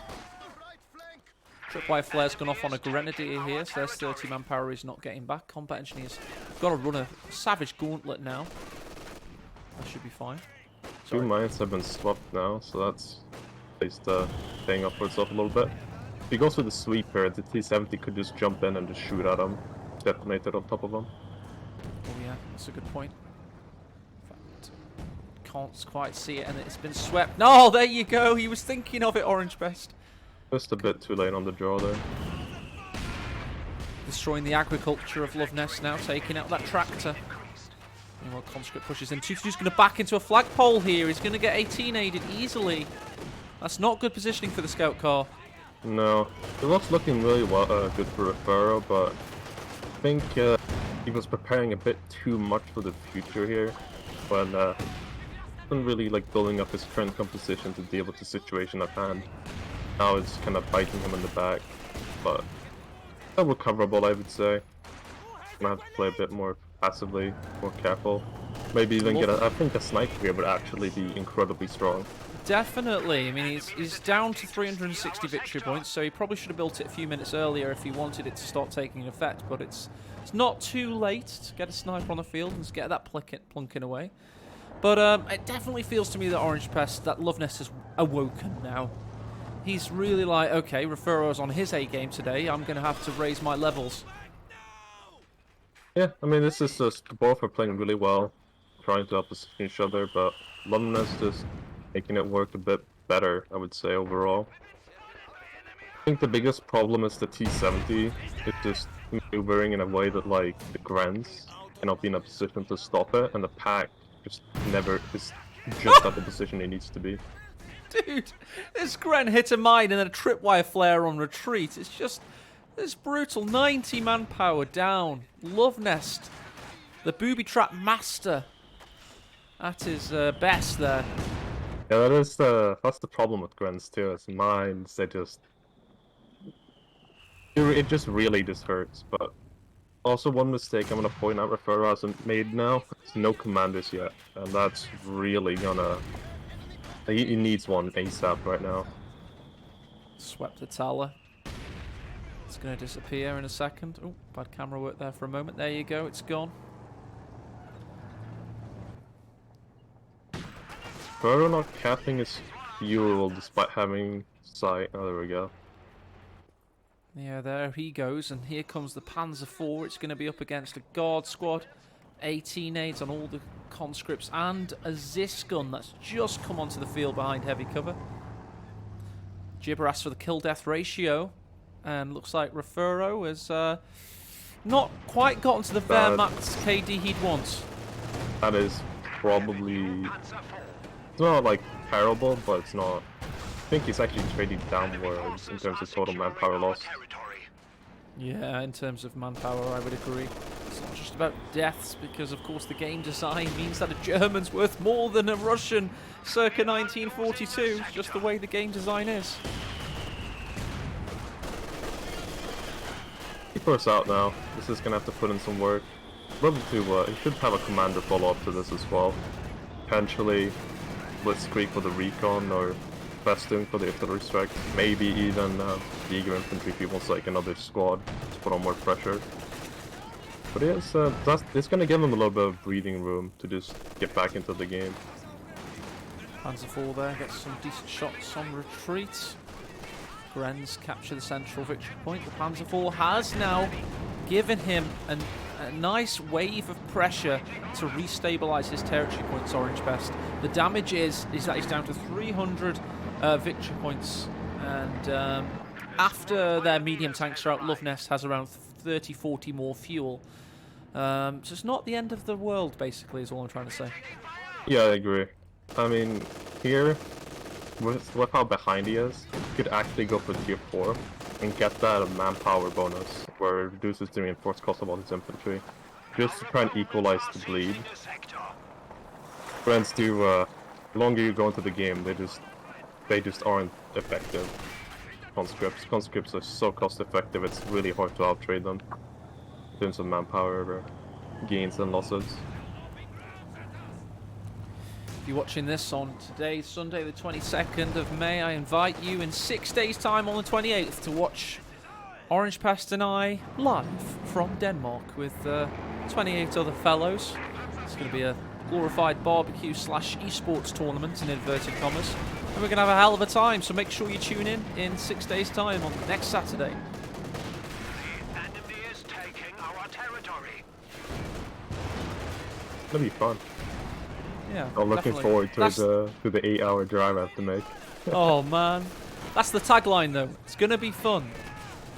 Right, we've got a tripwire flare igniting there, giving Love Nest vision. We've got a rifle nade in on the conscripts over there. Panzer IV and T-34 are oh so close. Pack 40 pushes in, but the guards are ready for him. Oh, that's bad from the Pack 40. What's he doing? Oh, He's bit of a overextended. misclick. Oh, green cover. Shields now facing. He should be okay. Ziska. Thankfully, this map is very open, so the MD40 will have ample time to react and salvage this. Yeah. In the worst case scenario, he loses the crew, but then replaces it with a pile, which is arguably a boon, since it has no veterancy. Oh, the guards on retreat! This has gone from great to defeat for Love Nest there. Oh, What that awful hurts. retreat path. You can see all their bodies strewn across the battlefield. 2 LMG Grenadiers just waiting for you. That's like going into a paddling pool and there's a great white shark waiting. Yeah, that is the big problem with this map when you're trying to do punches. You have to be very, very careful. One mistake and you have to run across an open field. his entire enemy force is basically concentrated. But Lovner doesn't seem that phased. He doesn't replace the guards. He finds himself pretty comfortable with his infantry composition anyway. Just gets another assist gun. He's gonna keep rocking those MGs probably and taking it easy. I don't like his position. I'm going to disagree there, Orange Pest. I think the guard's loss cannot be overstated. He's going to be up against 4 veteran LMG Grenadiers now with only conscripts and 2 Zis guns. His anti-infantry is not going to be strong enough for a while now, so you should see a resurgence for Refuro, in my opinion. I mean, we'll find out. We'll see how how they're able to cope with the sandbags. But it is in guards, I think they are really strong, obviously, but they can kind of bleed you manpower-wise if you go too long. True, true. The grounds We'll almost see. go down on the north side there. Yeah, they're forced away. Right, light artillery barrage available. And we've got the Stuka now available for Loveness. So they've got some off-map artillery they can call in from the sky and from the field afar. I'm not a bit confused as to this commander choice, if I'm honest. Okay, tell us why you're confused. I'm assuming Vipero doesn't know about the change to the anti-tank strafe. And he assumes it's like, you know, the loiter. Yeah. Because, like, there's currently... Yeah, he gets the light artillery barrage. But he could have gone festoon armor here. Got on the P4Js. Or used the railway. And the railway, obviously, one of the best artillery strikes you can have, ever. Just for the chaos it causes more than anything.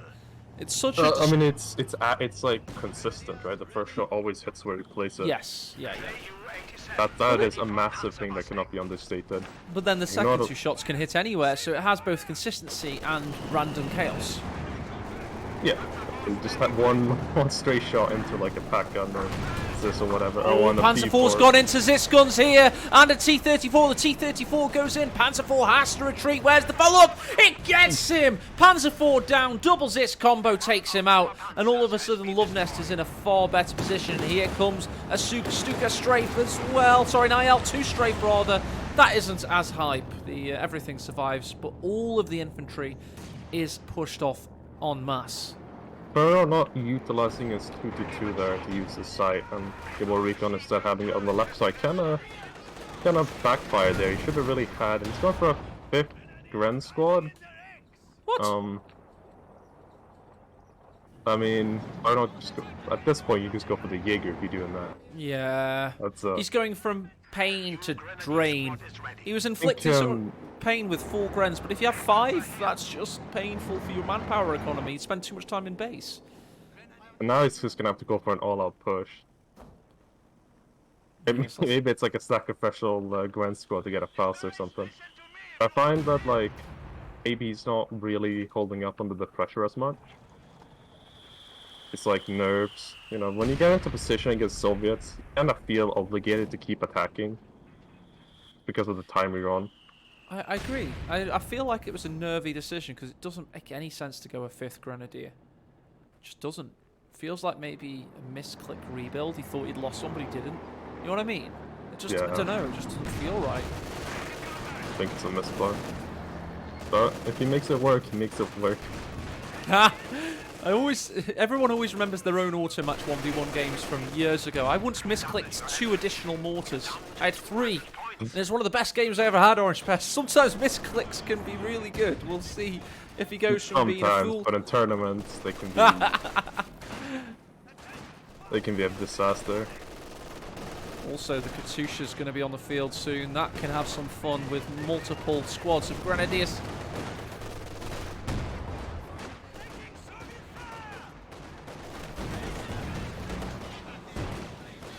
P44 late is a on bit of comms. danger here. Who's in danger, dude? P44 what was. They expected the sprint, but prefer not using it.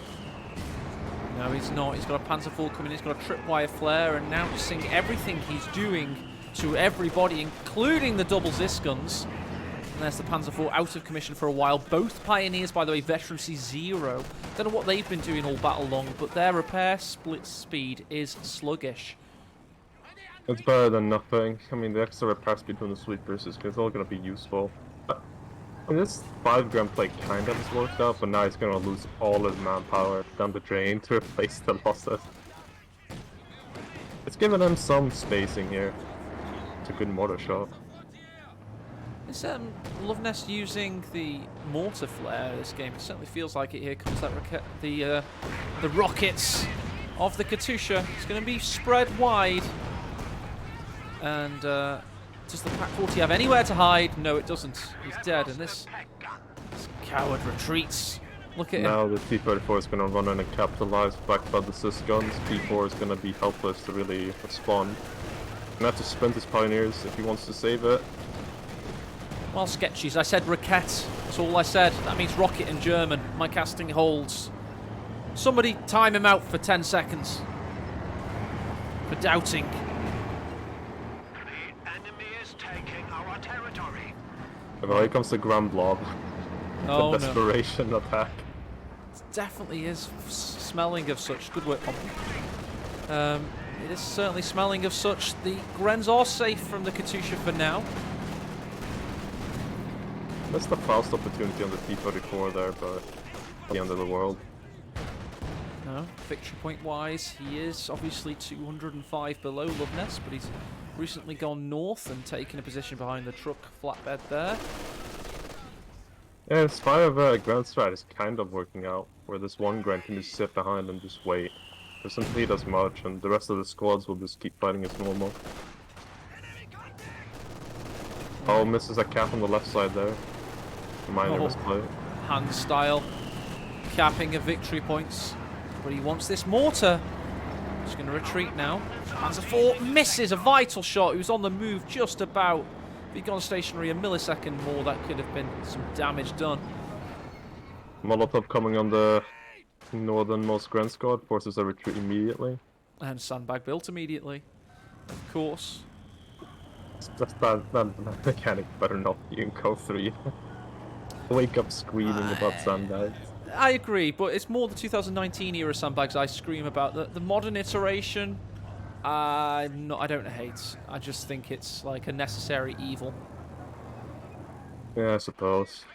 It makes the game a little bit more tactical, and you can delete them fast enough. It kind of raises the APM requirement by 1 per minute, which is fine. You know, I'm okay. I'm okay with 2022 sandbags. All I'm saying.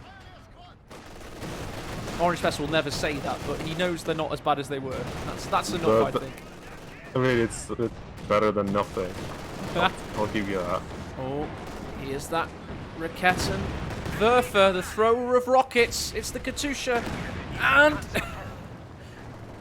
it's doing a lot of damage yet again to the pack. A second decrew. This time the weapon's destroyable, but he doesn't get the spread on that last salvo.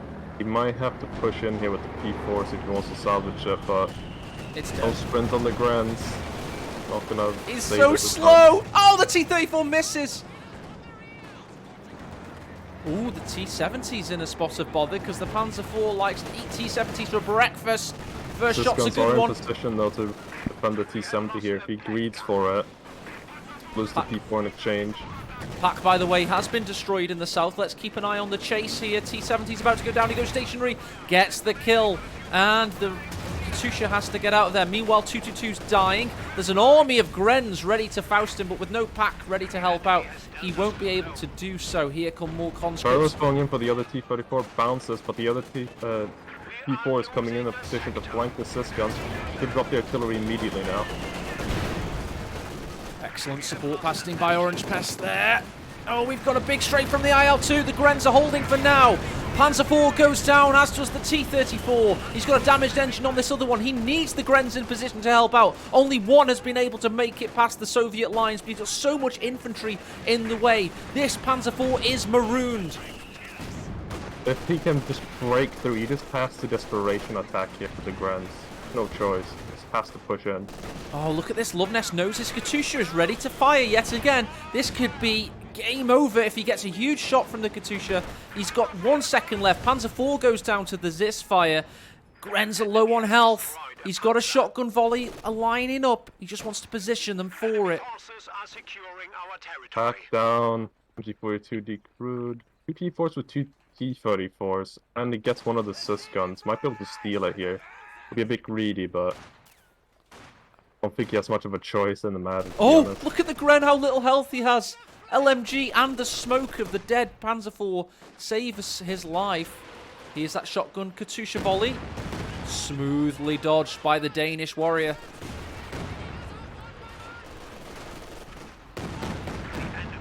This doesn't make it, but T4 is in production now. Might be able to salvage the situation. What a last rocket or two from the Katusha.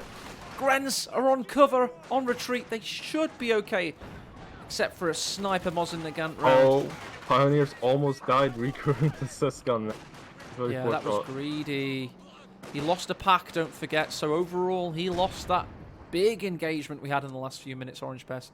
Yeah, it was not a great trade. I mean, he went from 5 grins to 4. He lost a veteran gun at that. To steal our sector. Did he? Yeah. Oh, he did, yeah. He had 5. I still can't comprehend the fact he had 5 Grenadiers. He's actually now got optimal Grenadier numbers again. To be fair, right, like, not bad, because he made it work. It's just, you have to play very defensively and very wide, I think, and try to I'm win gonna the have edge to disagree, engagement. mate. How did he make it work if in the biggest push, all of his Grens were in base, and they weren't Well, in a ready I'm position talking when to he had fight? him out. He had basically 3 control groups. One Gren by himself on the east side, forming the VP, right? Then he had 2 Grens just covering each other, running about. It kind of worked. I wouldn't say it's like didn't work, because he was holding ground. He was making gains. It's just he got to the point where it's too much for him to micro, I think, and it just did not really work out in the end. But for the short term, I think it still was valuable. Although, I think he should have gone with the command squad. Yeah, Jaegers are always good. Zisguns are always good as well. They're having a great time for Love Nest, as is that Vet 3 mortar. Got 2 Vet 3 mortars, by the way. The Soviet has 10 kills. Meanwhile, we've got to keep an eye on these Panzers in action. And the Wehrmacht one only has 4, but he's done a lot of health damage. Big shots from the Zisguns. Panzer IV in peril, and he's got sight still. He's very dead. Or not. Where's the attack ground? He's still in combat here. I think he got much of a choice. He's doing it out of sheer desperation. He has to keep some sort of pressure going, but all it takes is for this T-34 to just go in and not bounce, and this P4 is dead. Yeah. And there's 2 of them Oh, now there goes as well. the MG42. Oh. Delete it. Yeah, and Katusha's going to keep the Grens from taking it. Push forward and kill it with the Zis, maybe. This mortar has 12 kills, by the way, the Soviet one. Yeah. 30, if those are mostly Grens, that's a lot of manpower. Yeah, he's done it now, by the way. He's pushed forward. He's got the flare. And calmly deleting the MG. Yet another win in this long war of attrition for Lovenet's Soviets. I really think the biggest problem for Refero is his commander pick overall. I don't think he utilized the best parts of it too much. Ah, yes, the Jaeger infantry doctrine. You're saying he didn't use the Jaeger infantry. He used... What did he use out of it, actually? No, but the joke is, it's the Jaeger infantry doctrine and he didn't use the Jaeger infantry, Orange Pest. I agree. I just don't think he used anything inside the actual doctrine itself. He didn't get No. G43s, he didn't do the artillery or the stray. Didn't even get the camo. I don't know why he picked it. Because it's OP. But Supposedly OP. I don't even think If it's the you best use commander it. anymore. Punching's overpowered, but unless you actually close your hand and swing it towards your opponent, it's not at all powerful. I'll tell you what's always powerful in the minds of many a Veraboo and basically military history nerd. It's always the Sturmgeschütz. Assault gun turned tank destroyer. Perfect hunting ground for it on this big open map as well. It's Can even got this... the GCS skins on it. Oh yeah. We're going to have to get a nice screenshot of that at some point. Maybe that can be the thumbnail of the video. But right now we've got to keep an eye on if it can actually do anything. It's against a lot. Oh no. And it's dead. And it's dead. Yep. And Refero taps in. His manager, non-existent manager, throws in the towel. And it's game 3 goes to Lovenest 2-1. GG. Wait for you to say GG. That's an interesting game. I think Rafaro had a good early game, mediocre mid game, and then his late game kind of just fell apart. Did he even get to the late game? Can this be called? Is this the mid to late? I think once you reach the 30-minute mark, let's see. For me, mid game is like 15 to 20, then 20 to 30 is late game. I need to put my decals on. I can't see the GCS decal. Oh, you don't have the... No, I think I need Could have to. taken a screenshot then. Yeah, you do that. That's. Well, I'll already quit out. Oh, never mind. But anyway, that's game 3. Next It game. goes to Lovenest, and he's got one hand now on the semi-final. That's live next Saturday. Cheers.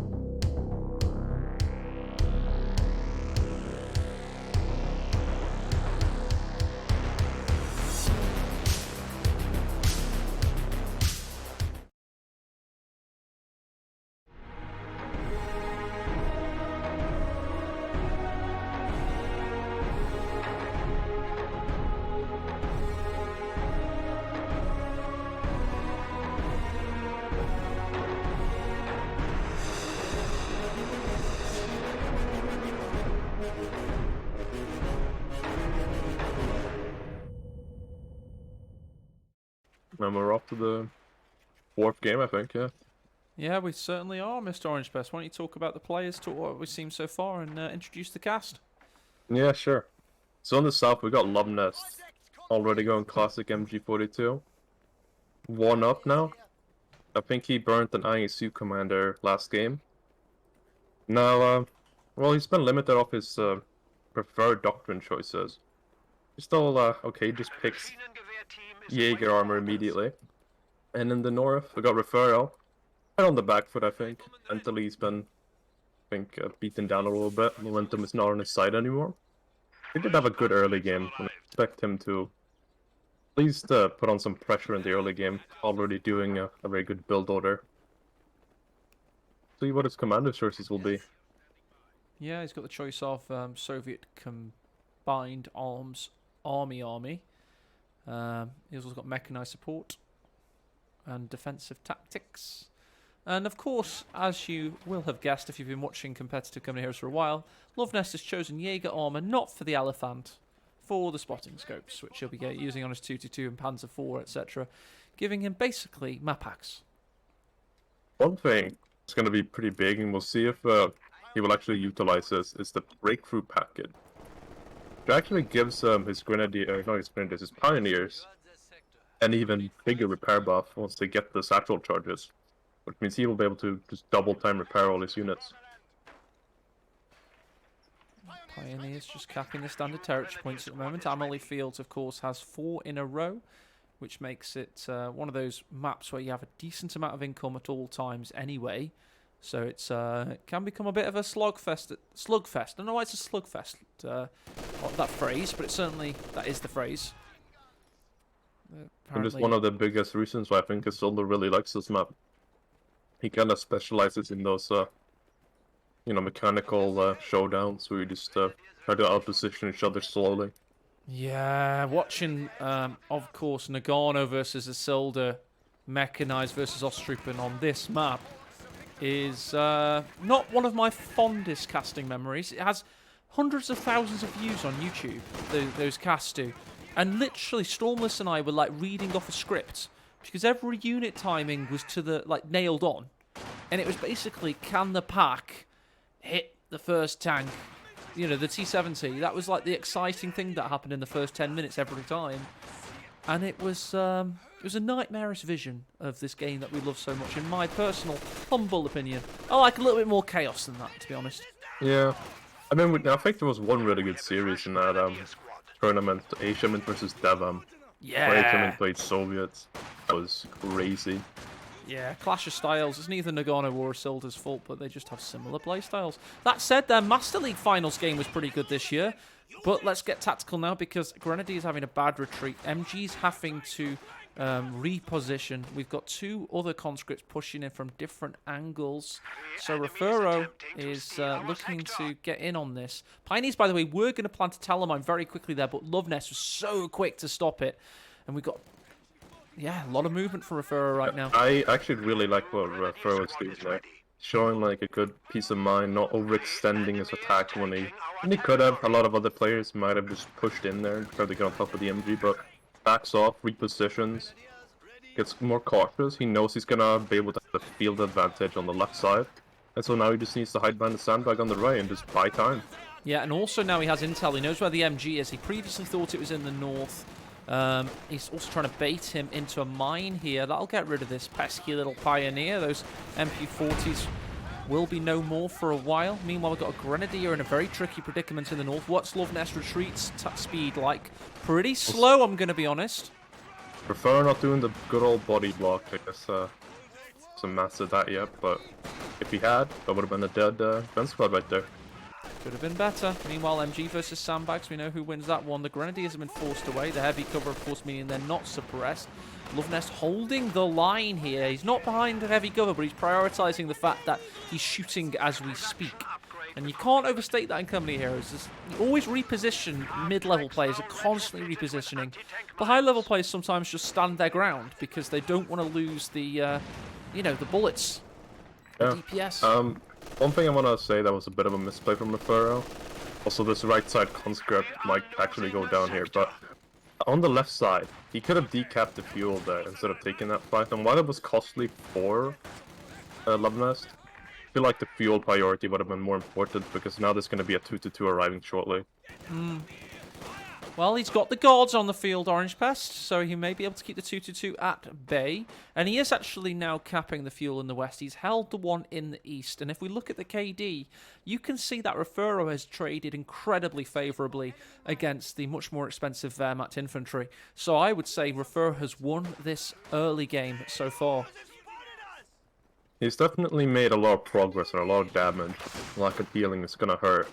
Bumness did go for 4 grams, which makes this hurt even more, considering everything is injured except the Pioneers. But the MG42 can be played correctly, tandem with the 2-2. He may be able to rapidly equalize the situation. Bumness is also playing a bit slow on the right side here, not going for the fuel immediately, just taking his tactical point back. Yeah. Minor mistake, I would say. Minor, but don't forget how quick a standard territory point is to cap. If you did an analysis of how much fuel he gets now versus capping the high fuel, as I used to call it from CoH2 days, it's probably not that different, to be quite frank, because STDs cap really quickly, don't forget. And they still give +3 fuel in themselves. MG42 has been caught a bit out of position. He's going to have to rotate the Grens, but the Grens do not have the HP for this. These are fully upgraded guards too. One Ura here could really just shut down this entire push. Yeah, 2-2-2's arriving, but the MG's still being focus fight. He got one suppressive burst off, 1 conscript remains. Guards are being nullified by the LMG upgrade, but that's now going to be forced away, possibly. He's sticking around a little bit too long there. 2-2-2 comes into vision and rescues the situation. All of Refuro's units are retreating back to base. He does, of course, have healing awaiting. Now we're going to have an interesting situation where Loveness becomes the aggressor, and he's going to go for Refuro's cutoff. Refuro going for a assist gun. Expecting the 2-2 a little bit too much in my opinion. Gonna really slow down his vehicle timing. But he is making progress on the right side, he's keeping fuel pressure on, and they're still equal right now, so not too bad. Right. I also think Loveness did not capitalize here because of the HP count of his grants and his army being so injured.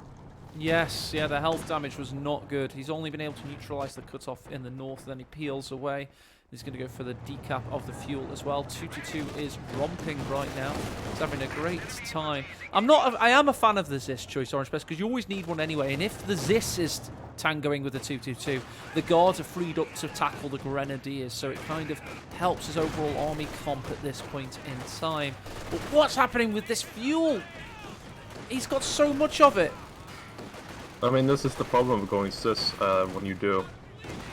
Now, he has to basically skip his light vehicle or go for a very late T70, but tier 3, still not up. Oh, the timings are all over the place. This is not optimal from Refuro in terms of this fuel. If it hits 200, we're going to look back on that as really not helping him whatsoever. And he gets a mortar. Ouch. Yeah, that light vehicle's not coming out this game. Just Soviets without the M5 or the T70 wrecking stuff up in the early to mid. It's just, it doesn't seem right, and that's because it's not right. Meanwhile, Zis gets a juicy volley off on the MG. Loveness needs to retreat there. He's going to pack up instead. Ooh, wow, could have been really bad. But that's going to open up Refuro to do a massive counter push. Problem now being left side fuel is going to get neutralized, and all he's going to get is a cutoff. It's changed, which this is not great.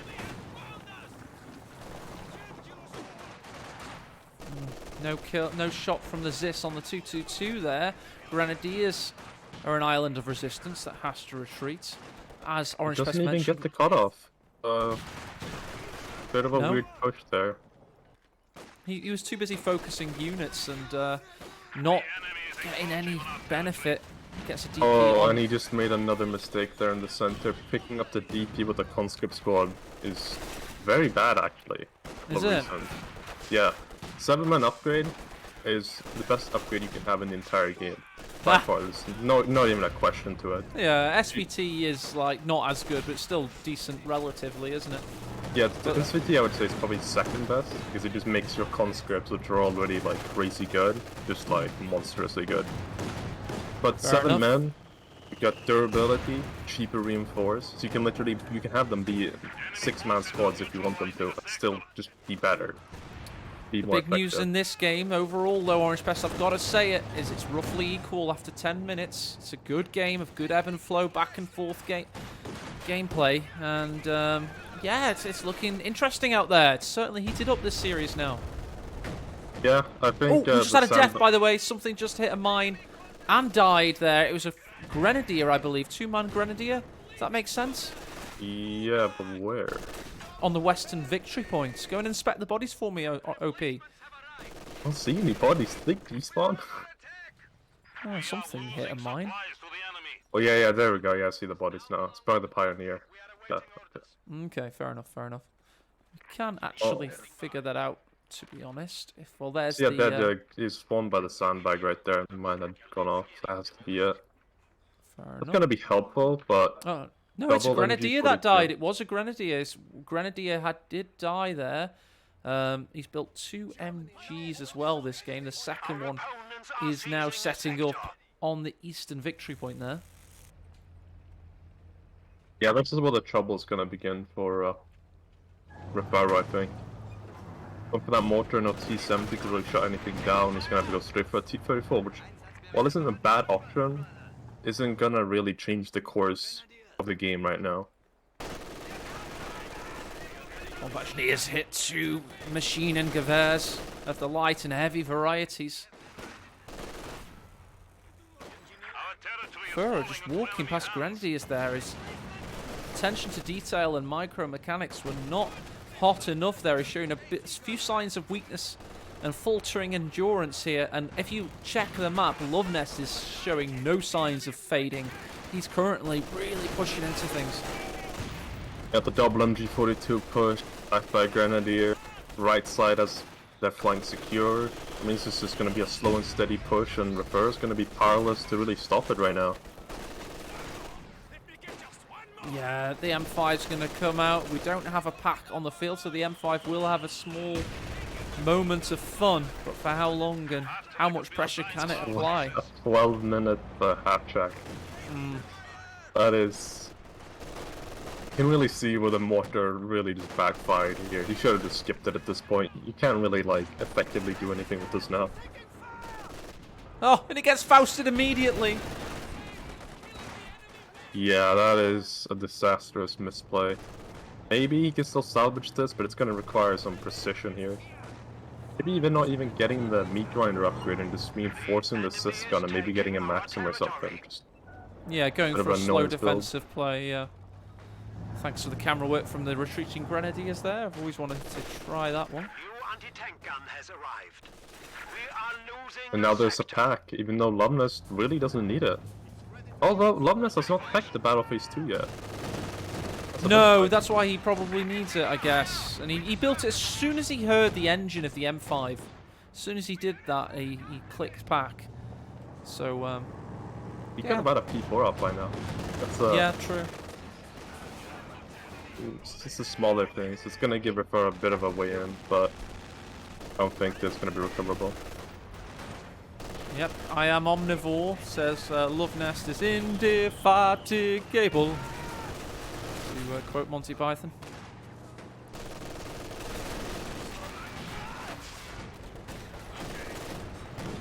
The enemy is attempting to steal our Strumming sector. Bird reckons Love Nest is going straight for Elephant. Come on. Let's get some Ferdinand action on here. That would be some serious BM. He's done he does Elephant that against sometimes. a single half track.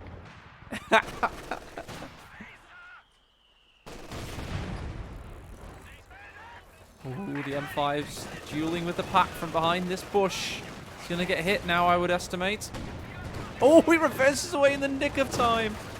Meanwhile, in the east, got Grenz versus God. I think he's just been rifle naded. That's not going to end well. Targeting of vehicles is now available. Yeah, I think Furrow's getting stretched to his ATM limits here. Struggling to maintain multiple engagements at once. Yeah, he's tired. Couldn't keep it up. Best of 3 would have had a chance, but not in a best of 5. And that's why in single elimination tournaments with big money, you simply have to do a best of 5.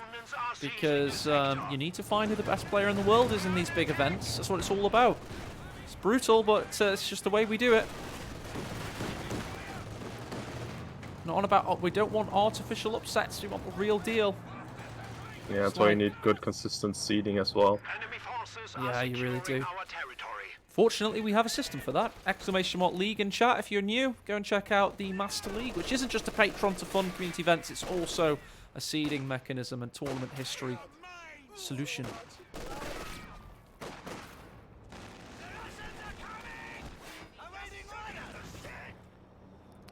Well, friends have been Battle shot. Phase 2 is not coming, but What? I don't know. Referral's position could do what expensive runner does in these types of situations, and he goes mass SU-76, which sounds like a meme, but it's actually not. I've gone up against it. The SU-76 is not as bad as people think it is. No, but that's the key. And who was I casting with that didn't like it when I said it? Was it Findeed? SU-76s, you have to mass them. It's always been a CoH2 staple, especially on maps like Longra. If you get 2 or 3 SU-76s out, all of a sudden they're not that bad. And it's surprising, quite frankly. You have like multiple barrages, get tracking. I mean, I think you can camo them with certain doctrines even. I mean, they have all around good utility as a comeback mechanism. Problem is, like, you don't want to make them, but if you have to, you do it, right? Like, Yeah. you're in a losing position if you're making them. Just the worst thing you do is only go 1. Yeah, Double only down on one, and them. then you're like, just runs his P4 at you, and you just gotta just stare at him and hope for the best. If you ever chase down a Panzer IV with an SU-76, that's called desperation. It's not a good look. Meanwhile, in the west, half-track's been fousted. Is there any follow? Oh, we got Cinder grenades! That's all the follow-up he might need there. But the Kren won't be able to pursue. It's 2-2, all he has to do is dive him real quick, and it's dead. Always Could thinking probably about activate it. the infantry awareness for it too, just to know where the AT gun is at, and it's already in position. did! And He Loveless. did that orange pest. It's amazing. So excited when I see high-level play, and thank you for helping us pick up on some of the smaller details today, OP. It's a valuable problem. service. The infantry awareness is the most broken ability the 2-2 has. Even better than scopes, I would say. It reveals everything. The range on it is massive.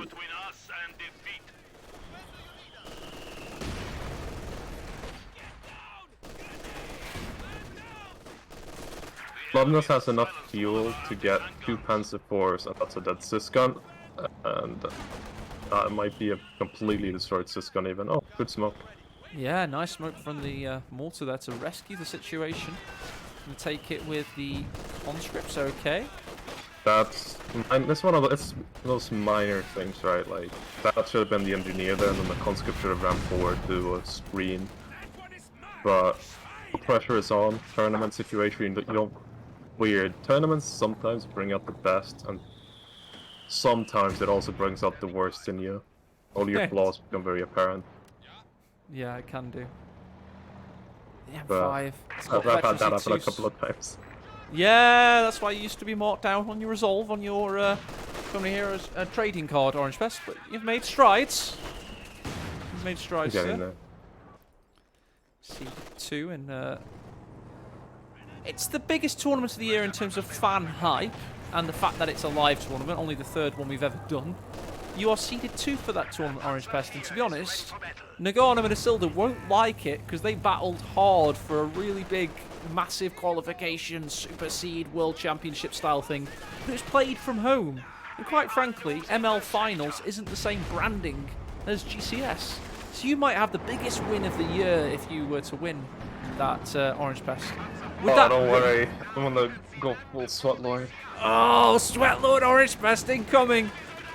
Stock up on Axe body spray. Fuck that. I don't want to be that sweaty. I want to smell up the entire room. I did hear, like, StarCraft 2 players, their hands get super sweaty, so they have to, like, wipe down the keyboards and stuff after every game. Oh, really? Yeah. Little boots, because, you know, We've got an irrigation system for GCS3. It's going to be that bad.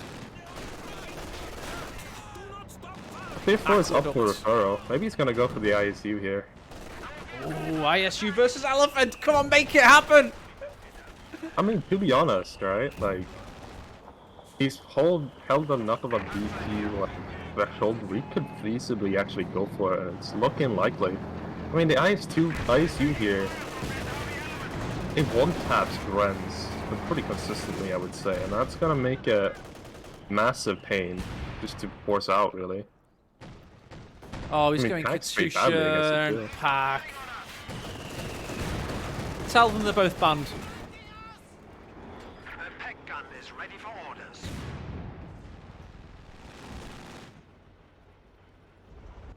They can't come anymore.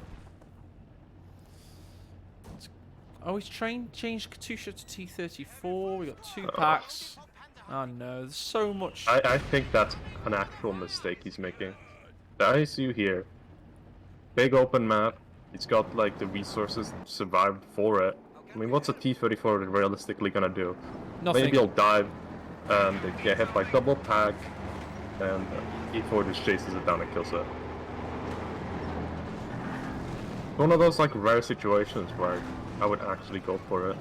Yeah, Amelie Fields has that ability. It's the new Longras of the tournament scene. It means different build orders are possible, and ISU 152 is certainly one of them. It's not even a meme on this map. I've seen it happen. It's a damn good unit when used properly in the right situation. Yeah, I mean at this point I guess Refero has to go for a Katusha next. Yeah, to be I mean, honest. ISU would just accomplish that, but better. Yeah. Just the T-34 against double pack is not going to help in the slightest, and it's not going to do much really, let's face it. Yeah, Katusha is a good option.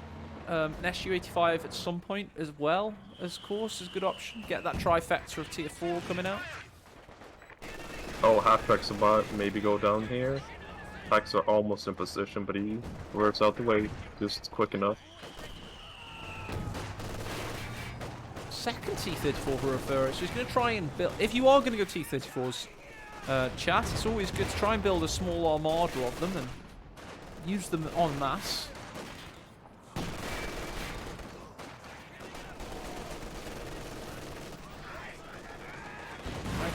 Oh, he misses with the first T-34, forces the Grens off, and stabilizes the victory point scenario for now.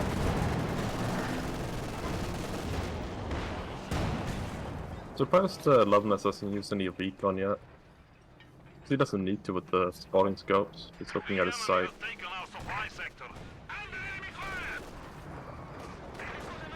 Man, I'm following Loveness's camera right now. His awareness on everything and the way it moves is so on point. Yeah, let's do the same. Small movements. Of course, he uses the arrow keys and 0 in order to use tap map and what we would call WASD. Oh, don't get too excited, guys. That's just the commander saying we have enough command points for an elephant. We do have enough fuel as well, actually. Oh, come on, Love Nest. Make it happen, big boy. That would be the showdown. Then maybe we get the ISU after this double T-34s.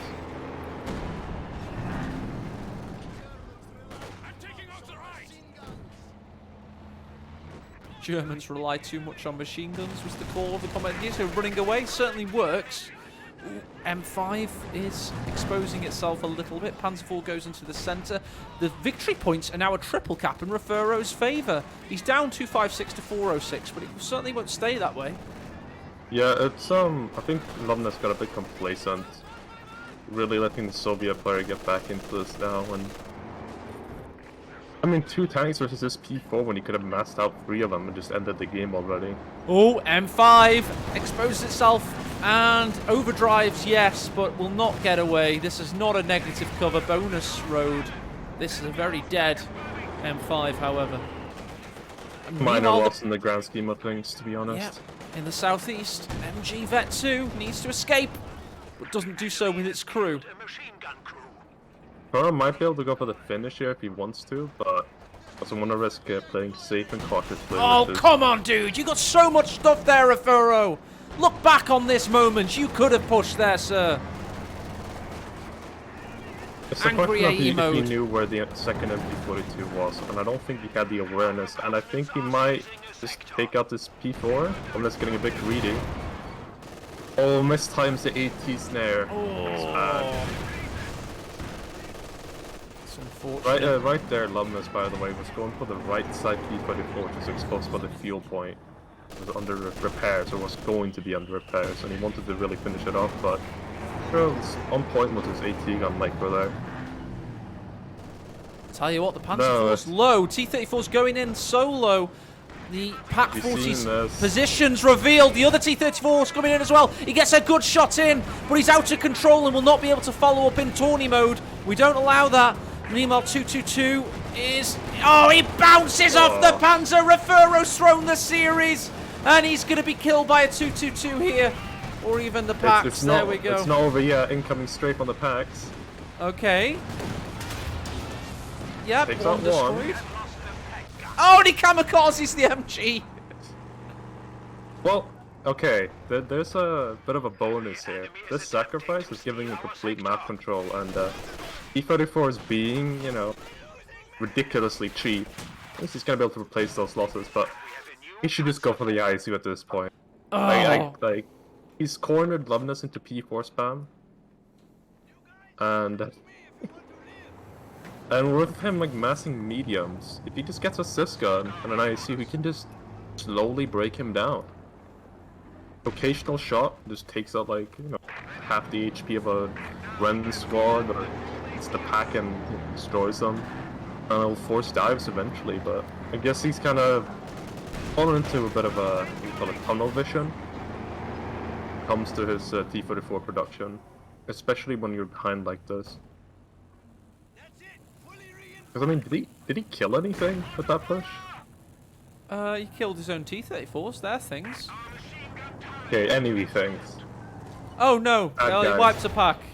Okay, well, he just wiped a Grand Squad because Loveness is recrewed with a 3-man Grand Squad. I moved away because I was like, there's no way Loveness will recruit that pack with a Gren. What? Okay, well, what if, alright, what if it's like a big brain move, where he's doing it intentionally to get more pop gaps so you can get more P4s? Yeah! Get an elephant. He's gonna spin it the right way. Okay, dude, you could be my propaganda minister anytime. We're not losing.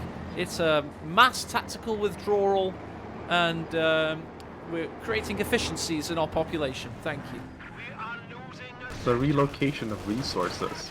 Oh, I like it. This is why you're the propaganda minister. Good job. This, did he lose a Pioneer squad, or did he only have one the entire game? He must have lost one. Okay. This game has been all over the place, I can't remember, but that's like a 2-shot now. It's a good choice. Yep, that's certainly help him against the double pack, double MG.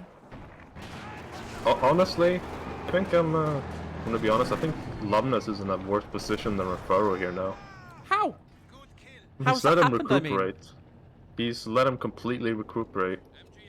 Now, we've reached the point of the game where, in my opinion, Grens go from, like, usable to manpower drains. What's gonna end up happening now is Katusha is gonna open up. Oh, 222 needs to be careful as well. Loveness hasn't anticipated that bit.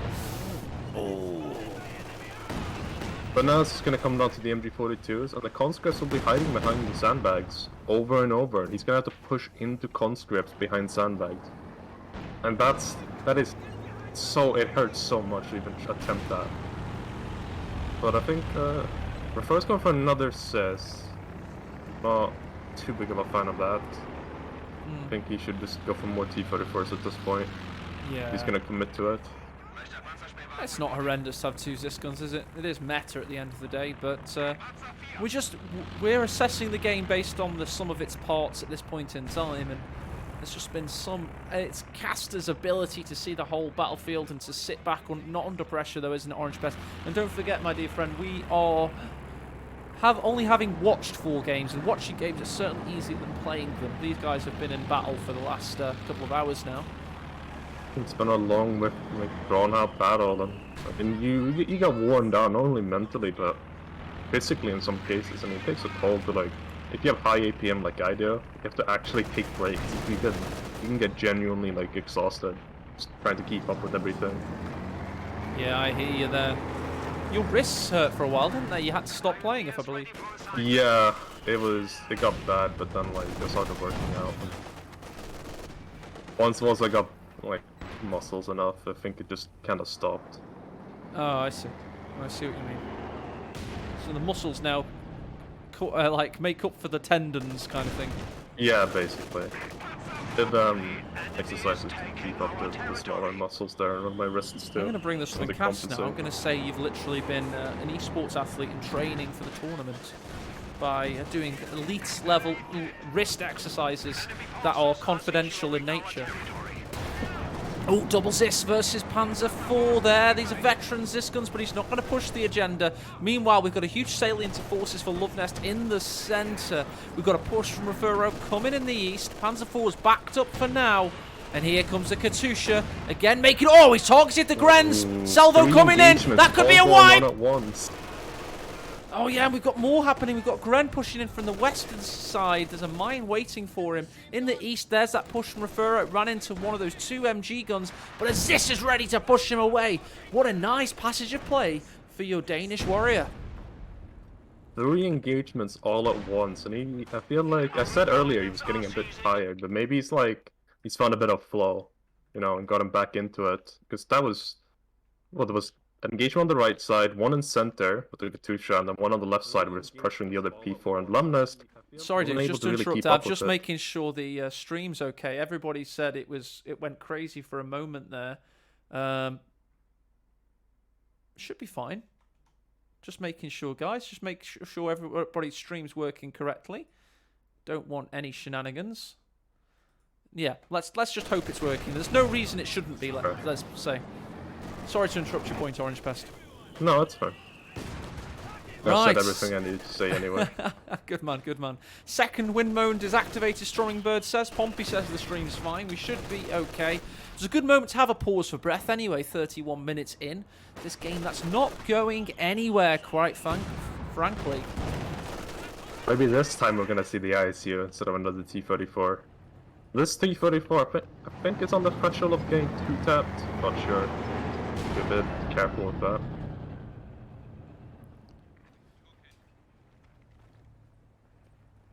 God, stand their ground for now, waiting for the reinforcements to arrive. The Katusha's gotten 4 kills in 3 salvos, not the greatest situation. Again, T-34 I mean, looking at the KD here, I gotta say, Refero's actually been keeping up quite well. I mean, it's getting to the point where actually, like, you're gonna fall behind because of your larger squad sizes. But it's still, like, really damn efficient considering all these, or some of these conscripts are 7-man. That's the one with the DP. Oh, wrong button, sorry guys. Alright, we do have Pioneers. These are the upgraded variants with the breakthrough packages. Oh, if you want to know a trick about the Pio Satchel, it doesn't have a call out. Oh, interesting. Player.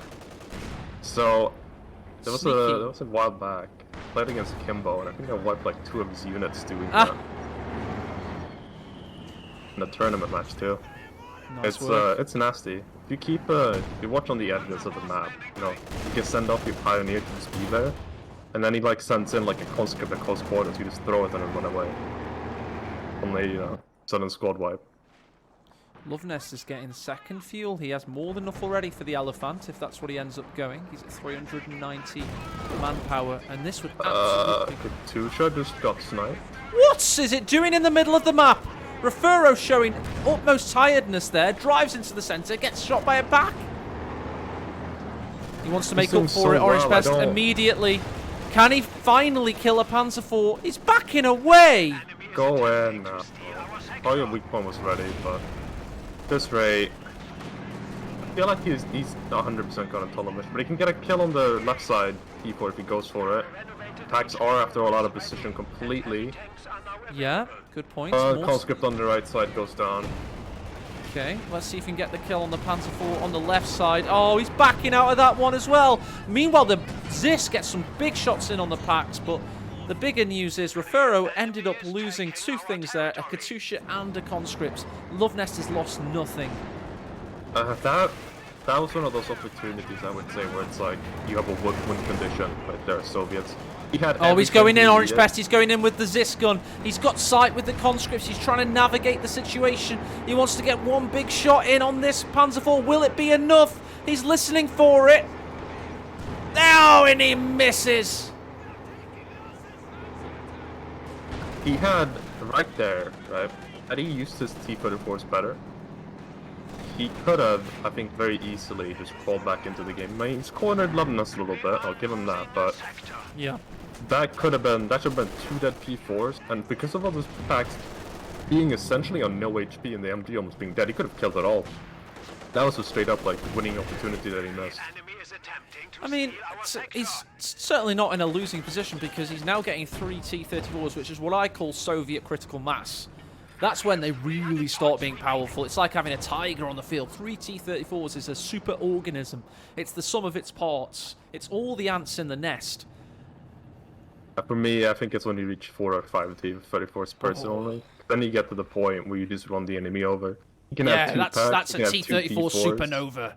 That's when they just envelop the map in Russian steel. I've won so many games to see hit like 5 T-34s or something like that, and like the top cap of the Wehrmacht player straight up just cannot compete. And you just walk towards him and he just can't really stop you.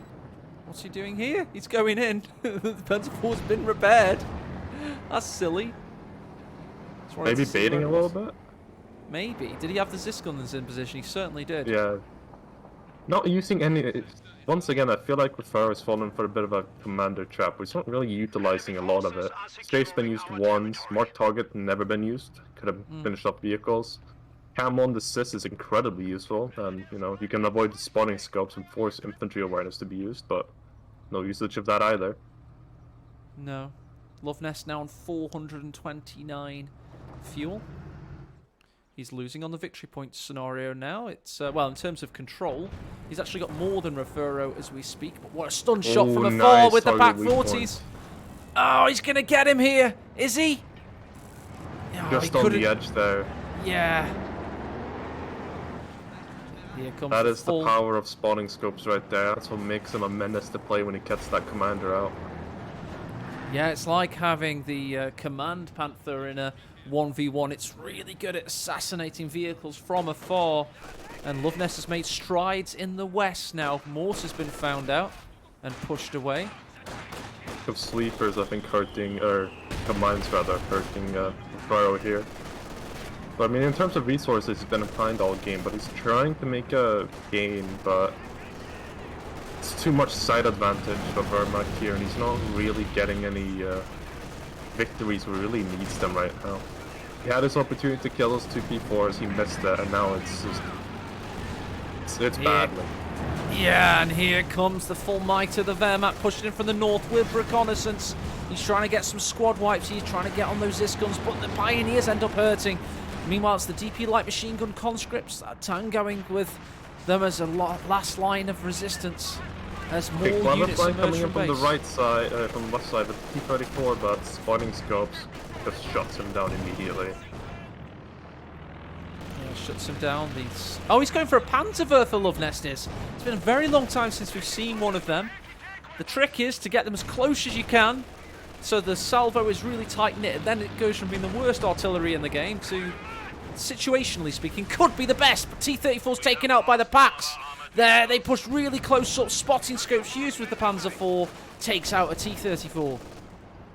Files maybe coming in on the T-34 doesn't take the chance, bit of a minor misplay, he could easily dive for this. I feel like Refero has reached the point where the sight...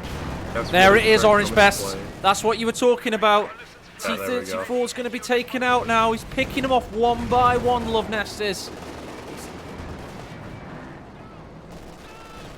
Going in Oh, on and the what's center, happening in the centre? T-34 sacrificing itself. He's just lost all the others. What is he doing? I think this is just raw desperation, trying to really just try and get some sort of equalizing maneuver, but not great control. And Guard Squad rather almost dead, and now He went from 40 34s to 1. I think they're His talking. gun goes down as well. There's no way this is real play. I think they're talking, or this is server delay, /held out of the game or something. We'll be able to tell if the Panzerwerf absolutely annihilates these squads. Yeah, it's he quit out. Yeah. At least we got to see the Panzerwerfer victory dance. I think I mean that's a good series overall, but Refero just missing at the end there. It certainly did. GG, well played. Love Nest, the number 1 seed, progresses to the live finals next Saturday.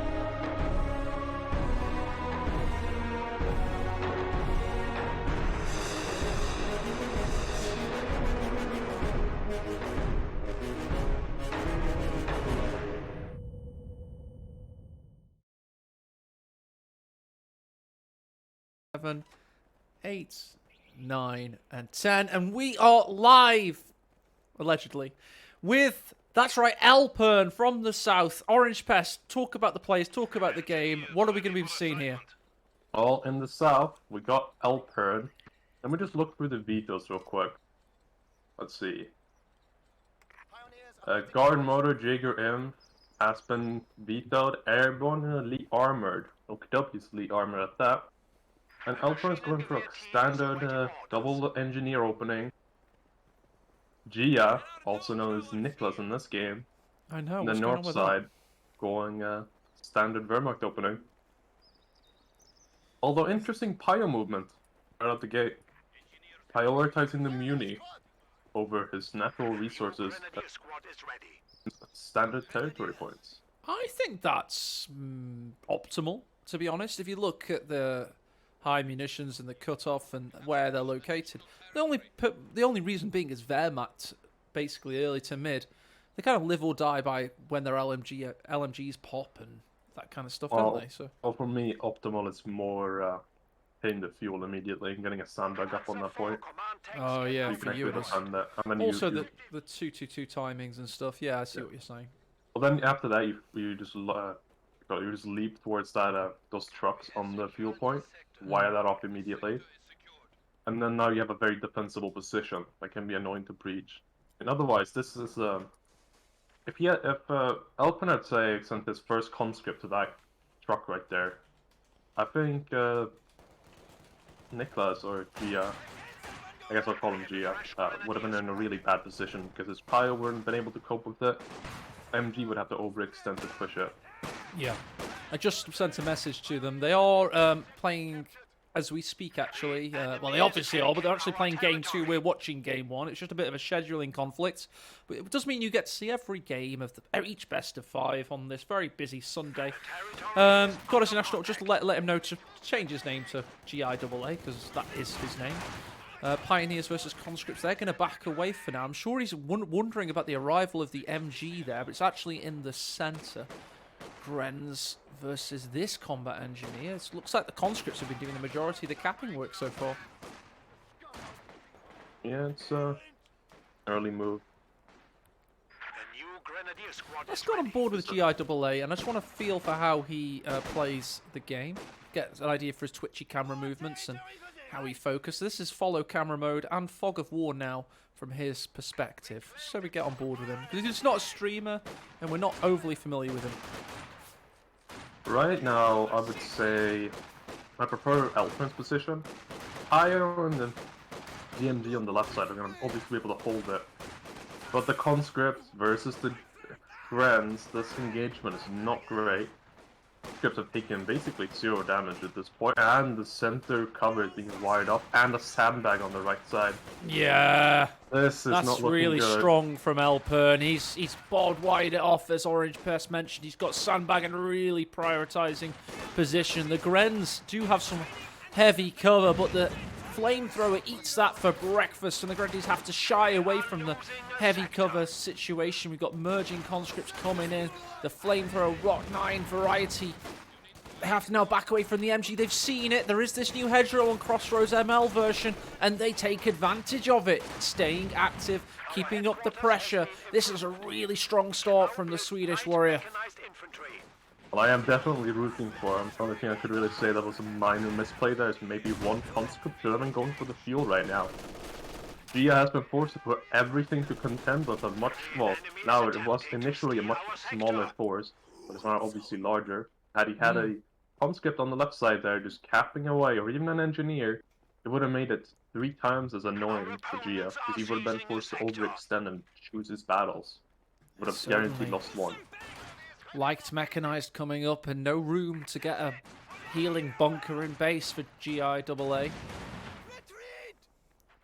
It's going for a standard 3-con opening, preferred build builder of choice. I think this mine has been spotted in the fog of war. Definitely spotted now, but GM might have not been paying attention. No, he did. Avoids that mine cleanly. Still defending his fuel. Overall, not too bad. Bit unstable, but he's not collapsing just yet. We've got a demo charge coming down here. Will the Grens see it? It's likely at this point. They know something's been happening down there, but they might not know what it is. Checking his fog of war. Yeah, he sees it. Sure. Oh, okay. I don't think he saw the progress, but I'm not too sure. He would have had to be looking at it at that moment, I believe. The good thing for Alpha here is that the demos do get camoed at further away, so he can't target it just yet. But if he pushes there and sees it, then he could maybe kill those combat engineers. Okay, 2 actually comes out at semi-optimal timing. The best in the world, but good enough. Yeah, 15 seconds late. It's better late than never. That is, More the minds big coming down from benefit of Alpern. I have to playing. say, Alpern's tactical play has improved so much over the last year or so, Orange Best. He's so much more precise and logical with all the little movements of his units. Just gotta hope he doesn't tell. He's been doing that a lot recently on Steam, just getting annoyed. But GCS3 is perfectly on time, I would say. Not perfect, well, not perfect, but good enough. Half-track's gonna be coming out eventually after that. Gonna fake the 18 nades and mistakenly reveals that he doesn't have it. And we'll see if Gia will pick up on it. He was in range for that snare. He does pick up on it. For those that don't know, by the way, the voice you're hearing is Orange Pest. He will meet the winner of this series next Saturday in the GCS3 semi-final. So not only is he a high-level player of great repute, he's also very relevant to this series. Nicholas, or Goddess and Astronaut, which is his real name, has pushed in a big way. The arrival of the 222 has ferried his units to more higher levels of valor. The MG's getting very close to the garrison, and the conscripts are watching on. I was so worried he'd get inside then. Close to a T70. Alright, not the two that of a choice either. Bit safer, with his fuel count being kind of terrible right now. I mean, he's not gonna end the game or anything, he's gonna let him climb back in, but Gia's on point with his pack positioning, already out and ready for it. But no healing bunker is gonna be the big drawback of what he's doing right now. Prioritizing AP, getting timings, he's just straight up no bunkers. Yeah. Pioneers, Grenadiers in the east. Combat engineers won't be able to last too long there. I'm really a big fan of Gia's, let's call him Gia, I agree, we'll go with it. Gia's tactical prowess ever since that really strong start from Alpern has been a sight to behold. Nothing in particular, but everything all at once. It's been really nice, smooth pushing across the map by Gia, and he's found himself in a good position. He's got the pack out. The T-70 shouldn't have too much of a shock on his army, especially when this Faust hits. Oh, and the pack hits, and the 222 comes in to spot for it. Can he get the follow-up? Yes, he can. T-70 down. Gia takes a strong lead in game one. There's a bit of a misplay there. That's... I see in chat, by the way, Lovenest does a pog champ because he's German. And you've gone very quiet because you're Swedish. Yeah, no, I don't like it as well. I'm not a fan. Me no likey, exactly. Yeah, let's just quickly. By the way, we didn't do I should have done a way hyper introductions because I've already done a best of 5 today. But if we just load it up, my special. these, by the way, once they refresh, there you go. They are the updated trading cards for Alpern and Gia, and you can see their stats. It's very hard to rank Gia because his tournament history's not been that great, so we put him at 6.2, but he might outplay that. He might be the big dark horse of this event, and then we will have to re-rank him because, to be honest, he's a quantity unknown. Yeah. I mean, the good thing about playing Soviets, this sort of map and situation is, yeah, you lost the T-70, but you can come back.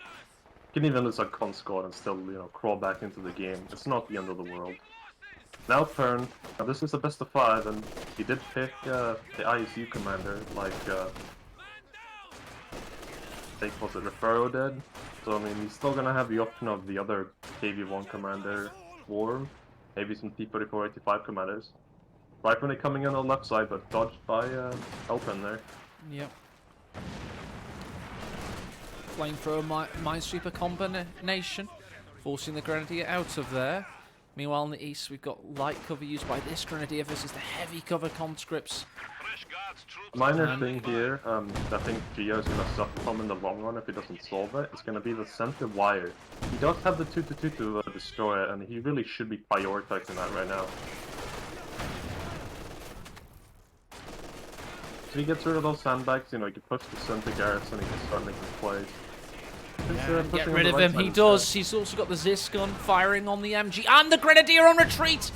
That could have been so much worse. Good work there. Meanwhile, in the west, Gren Pioneer 2-2 combination in operation.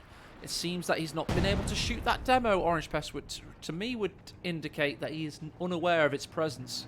He may have either forgotten it or just... I looked in his line of sight and he did spot it, and he did see it 100%. So maybe he was on the tactical map instead, or just caught it just as it finished. Regardless, it's going to be there, and it's going to be a trap waiting to be sprung. Hopefully, ideally for him, it's probably going to be the MG42. And we still sniper in the building.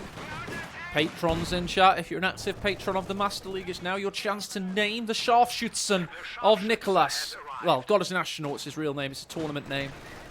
You can name him, and then we will give him a personality. The enemy is attempting to steal our sector. That's not No. Honestly, I'm not sure about the sniper choice. Maybe it's to tilt Elpern. Because just like me, he's not a fan of the sniper, but... I mean, It's solid, he's isn't so it? far ahead already. Oh yeah, well, then he'll use it to make himself even more ahead, surely. It's like, I know you're saying the Panzer IV timing might be knocked off by it, I guess, but a sniper in the right hands can do more attrition than a Panzer IV. It sounds crazy, but it's true. Yeah, I mean, there's a saying and that by our closest approved broadcaster, you know, if you're ahead, you just get more ahead. Might just do that. They certainly do. They are the implement of bleeding, and right now, he's got Alpern in the slaughterhouse hanging by his trotter. It's not a nice position to be in. Somebody called Peter. I mean, this Gren squad on the right side is in a dangerous position right now. Actually, oh wait, there's no negative cover anymore. Also, No, yeah. Yeah. The conscripts away. I have not played this map in a good while, so I'm a bit rusty. Ah, you veto it every time, I believe. Yeah. I'm not playing this map. I hate it with a passion. Well, and fortunately for you, this is a best of 5 with 5 maps available, so you'll play 3 of them. You have the option to remove it every single time, I guess. That's gonna happen. That's a promise.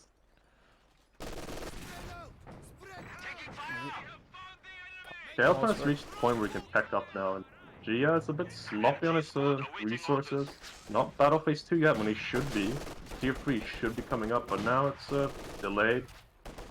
Pioneer's a bit too far on the front lines, positioning them greatly, so now he has to retreat all the way back, or repairs 2-2, which chooses not to. Right, this is a big moment now. The sniper's overextended Orange Pest. He had to do that to force away the guards, and all of Alpern's units are getting back onto the field. Sniper could become vulnerable here. Grenadiers also could be vulnerable on retreat. Gia needs to see the danger, and he's not seen it fast enough. Grenadier's really low. He should be fine here. I don't think What? he's under threat. Dude, MG42 he is can coming. read games And- sometimes, Orange Pest. You just have to trust me. I know I'm ranked 500, but I can read them sometimes. MG's in peril. 2-2's watching on. That had squad wipe written all over it, son. Would you have lost that I squad? might be delayed, I think. Oh yeah, we are on replay. Yeah, true. We'll check in a second. Wait, can we pause real quick? Of course we are. Right, we're at 14 minutes. Oh, There's I'm me 10 thinking seconds you were a behind, hold fool. Where are you? I'm 10 seconds behind. Hold on, let me catch up. Call it out. Now. Alright, so I'm 14-1, 14-2, 14-3. Yep. I thought you sounded like a proper fool then for a second, but I should have trusted that it was the replay. My bad, Orange Pest. No, it's hard to do replays. I don't do this often. Yeah, it can, especially if your internet causes micro stutters and stuff, it can Yeah, cause an issue. it's a bit weird. If you're wondering why we're doing Actually, replays, we yeah, tried to it's in time cram now. in 2 best of 5s today with everyone having different schedules. We don't know the result though because Alpern is feeding them us one by one. He's doing a great service for us there. He was the designated replay sender. Sniper, by the way, is on 8 kills now. Gets another good shot in on the conscripts as Alpern's army gathers. honestly, like, Oh, we did know the demo was there. We just destroyed it. There we go. Orange Pest, you were saying? so far, yeah, this looks a bit dire for Alpine, but there's been a big critical mistake here by Gia, like extremely big. The tier 4 is now coming up, 15 minutes into the game. He has almost 200 fuel. That's enough to be understated. This Panzer 4, he could have been out around minute 13, 14. Yeah. It's given Alpine a way to crawl back into the game. To be honest, he may as well have gone for double pack Brumbear at this bloody point if you're going to wait this long. You know what I mean? Yeah. He's got so much fuel, and it's crossroads, so he's had. I mean, if you want to be really cheeky, right? You go P4 into command Panzer and you just all in for it. Yeah. Now we're talking. Orange Pest, I like your script writing for today. It's been really aggressive sounding. Also, what I would do in his shoes. That's easy to say from our perspective, but I don't doubt you, sir.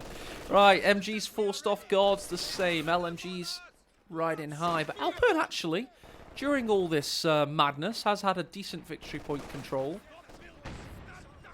Speaking of which, there we go. Conscripts acting in the west to get victory points.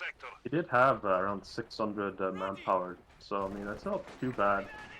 If he wanted to be really cheeky, he could have gone for a counter sniper, but knowing Alpern, he's probably just gonna try and ride the tide, so to speak, and just not deal with the sniper when he gets the opportunity to.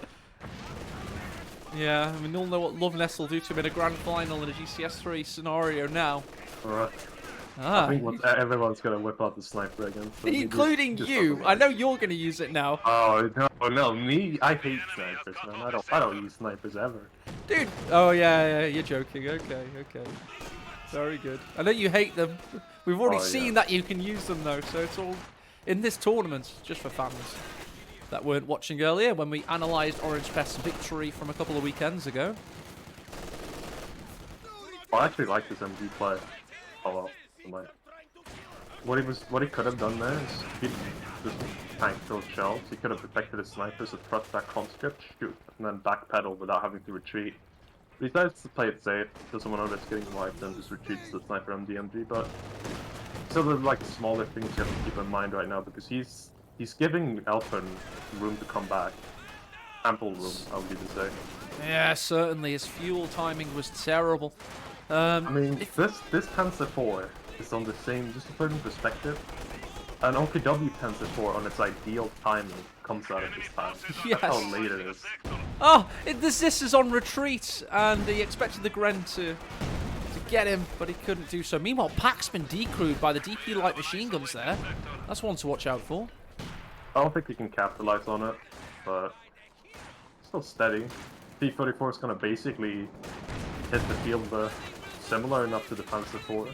It just shows how much that is going to influence the outcome of the game. Soviet mine, sniper, very close to each other there. Meanwhile, the sharpshooters picking on the Maxim as we speak. It's going to be very manpower inefficient, unfortunately. I think these models are what, like 16, 15 a model? We have a new T-34 standing by. T-34 hits, Gren's taken Oh, very... sniper Oh, he does it! The sniper hits the mine! Oh, no! That's a big loss for Gia. Just saw the XP kicker there, and there's his writhing body. Jesus. So That's nicht gut. that's just insane. Now is when you like build tier 1 to get your own sniper just to run salt in the blue. But I think that the problem here has been the Pioneer has been on the left side the entire game.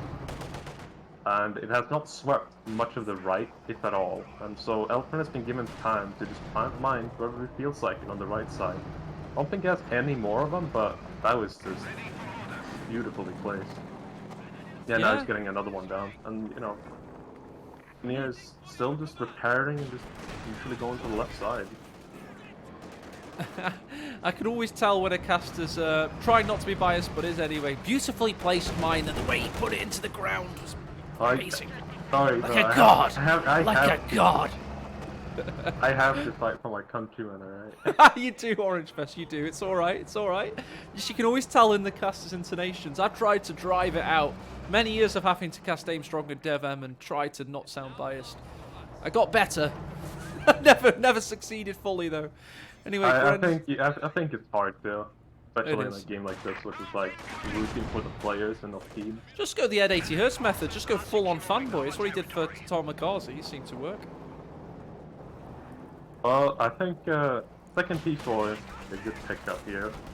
If I was in his shoes, I think a command panzer 4 follow-up would be alright. Get that extra durability, and then maybe go back to the sniper. But I think Fiat coped it a little bit, if I'm honest.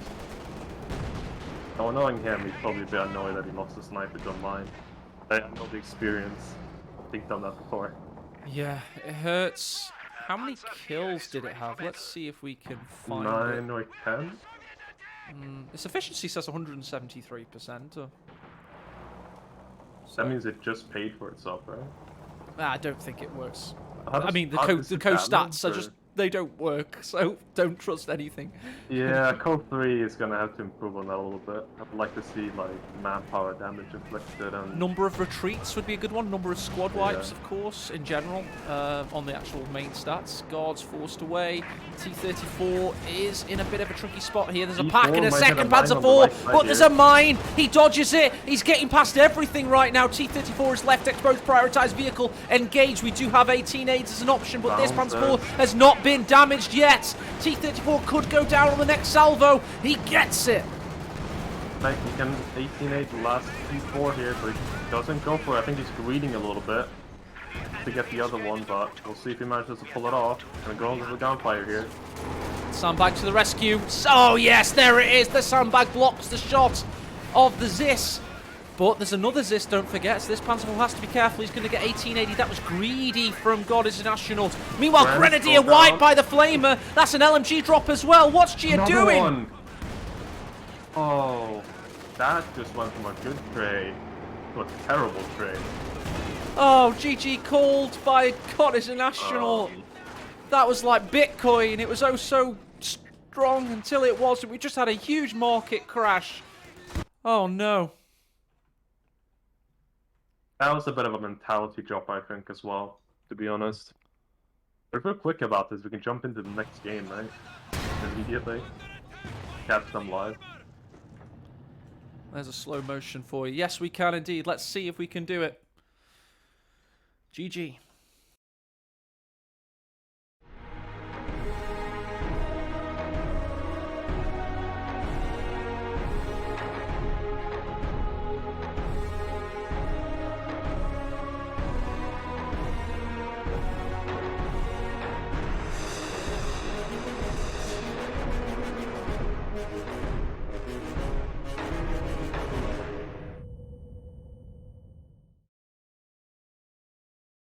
We were just saying the psychology of the mine hitting the sniper. I think it just chucked him off his game. He made some dodgy decisions there. He had a flank coming in from the right side that would have won him the game too, but didn't micro it well enough. Alright, I'm going to send you the invite ASAP. What's your name? Orange Pest. There we go. Custom games, sort by viewers. Hopefully... Oh, I can't see it, damn. No one's watching it, I doubt that. I'm going to skip through the pages really quick, look for it. Might be over then if that's the case. We might have just missed it, which would be a shame. They did start about half an hour before the stream did, regrettably. Can you see Orange Best? Are you helping me flick I'm through looking these pages? through right now. Yeah, good man, good man. Good work, sir. I cannot see it.